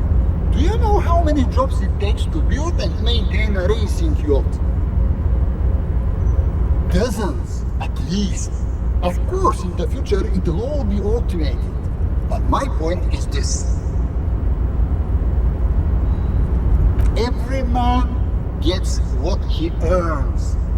It's the height of tyranny to take that from him. It is truly. It's almost entirely carefree. It really leaves you time to better yourself spiritually. Hey, all this talk about money has made you lose the thread. What is going on with the light in this place? That's what you need to ask him about. What do you mean?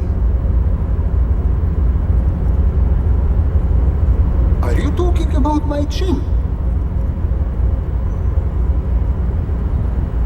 Oh, that's what you mean. Yes, I've heard of this effect, though I've never witnessed it myself, of course. It has something to do with our Weisswiesemann coefficient. It's a statistical thing. In essence, it says that when an extremely low net worth individual meets an extremely high net worth individual, some of the laws of physics cease to apply. Among other things, but calm down, I'm but a lowly single-digit billionaire. No, not really. There are actually quite many digits. A man this chill is at least a triple-digit billionaire. I see nothing of the sort. To be frank, all I see is a gentleman who's unusually well dressed for Martinez, in a cargo container, which I admit is odd. Yes, I imagine that does look strange to you, my container. Traveling. This is a great way to get around. It's fun, it's safe, and it gives me lots of time to think. By the way, let me now ask you a question. Where are we exactly?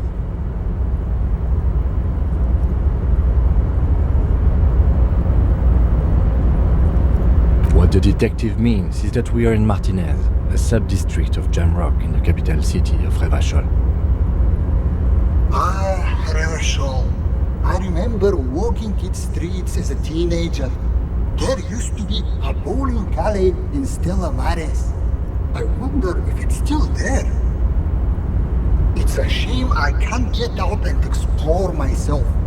One of the downsides of being an extremely high net worth individual is that mobs of low net worth individuals are constantly banding together to ask for money.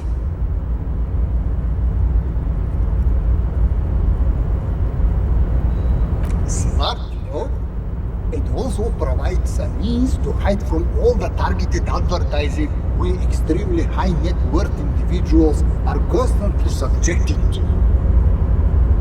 Luxury yachts, high-fidelity portable radio systems, fail-proof outerwear, and so on.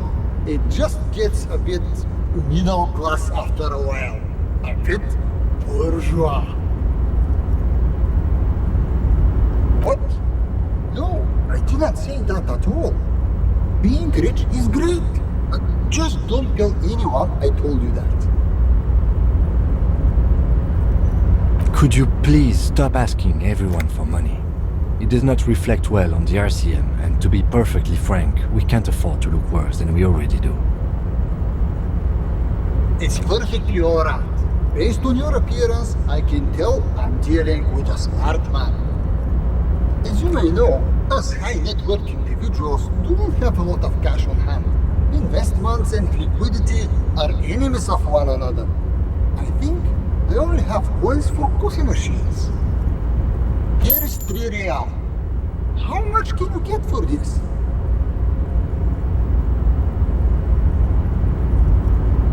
Yes, I'm sure. You know, maybe you can make that money grow. Come up with an investment plan. How's that sound? These ultra-liberal types love losing huge sums of money on ludicrous proposals. Ergo, you should come up with a plan that's totally dead in the water. Thanks for stopping by. If you ever have an idea you want to pitch me, I'm all ears.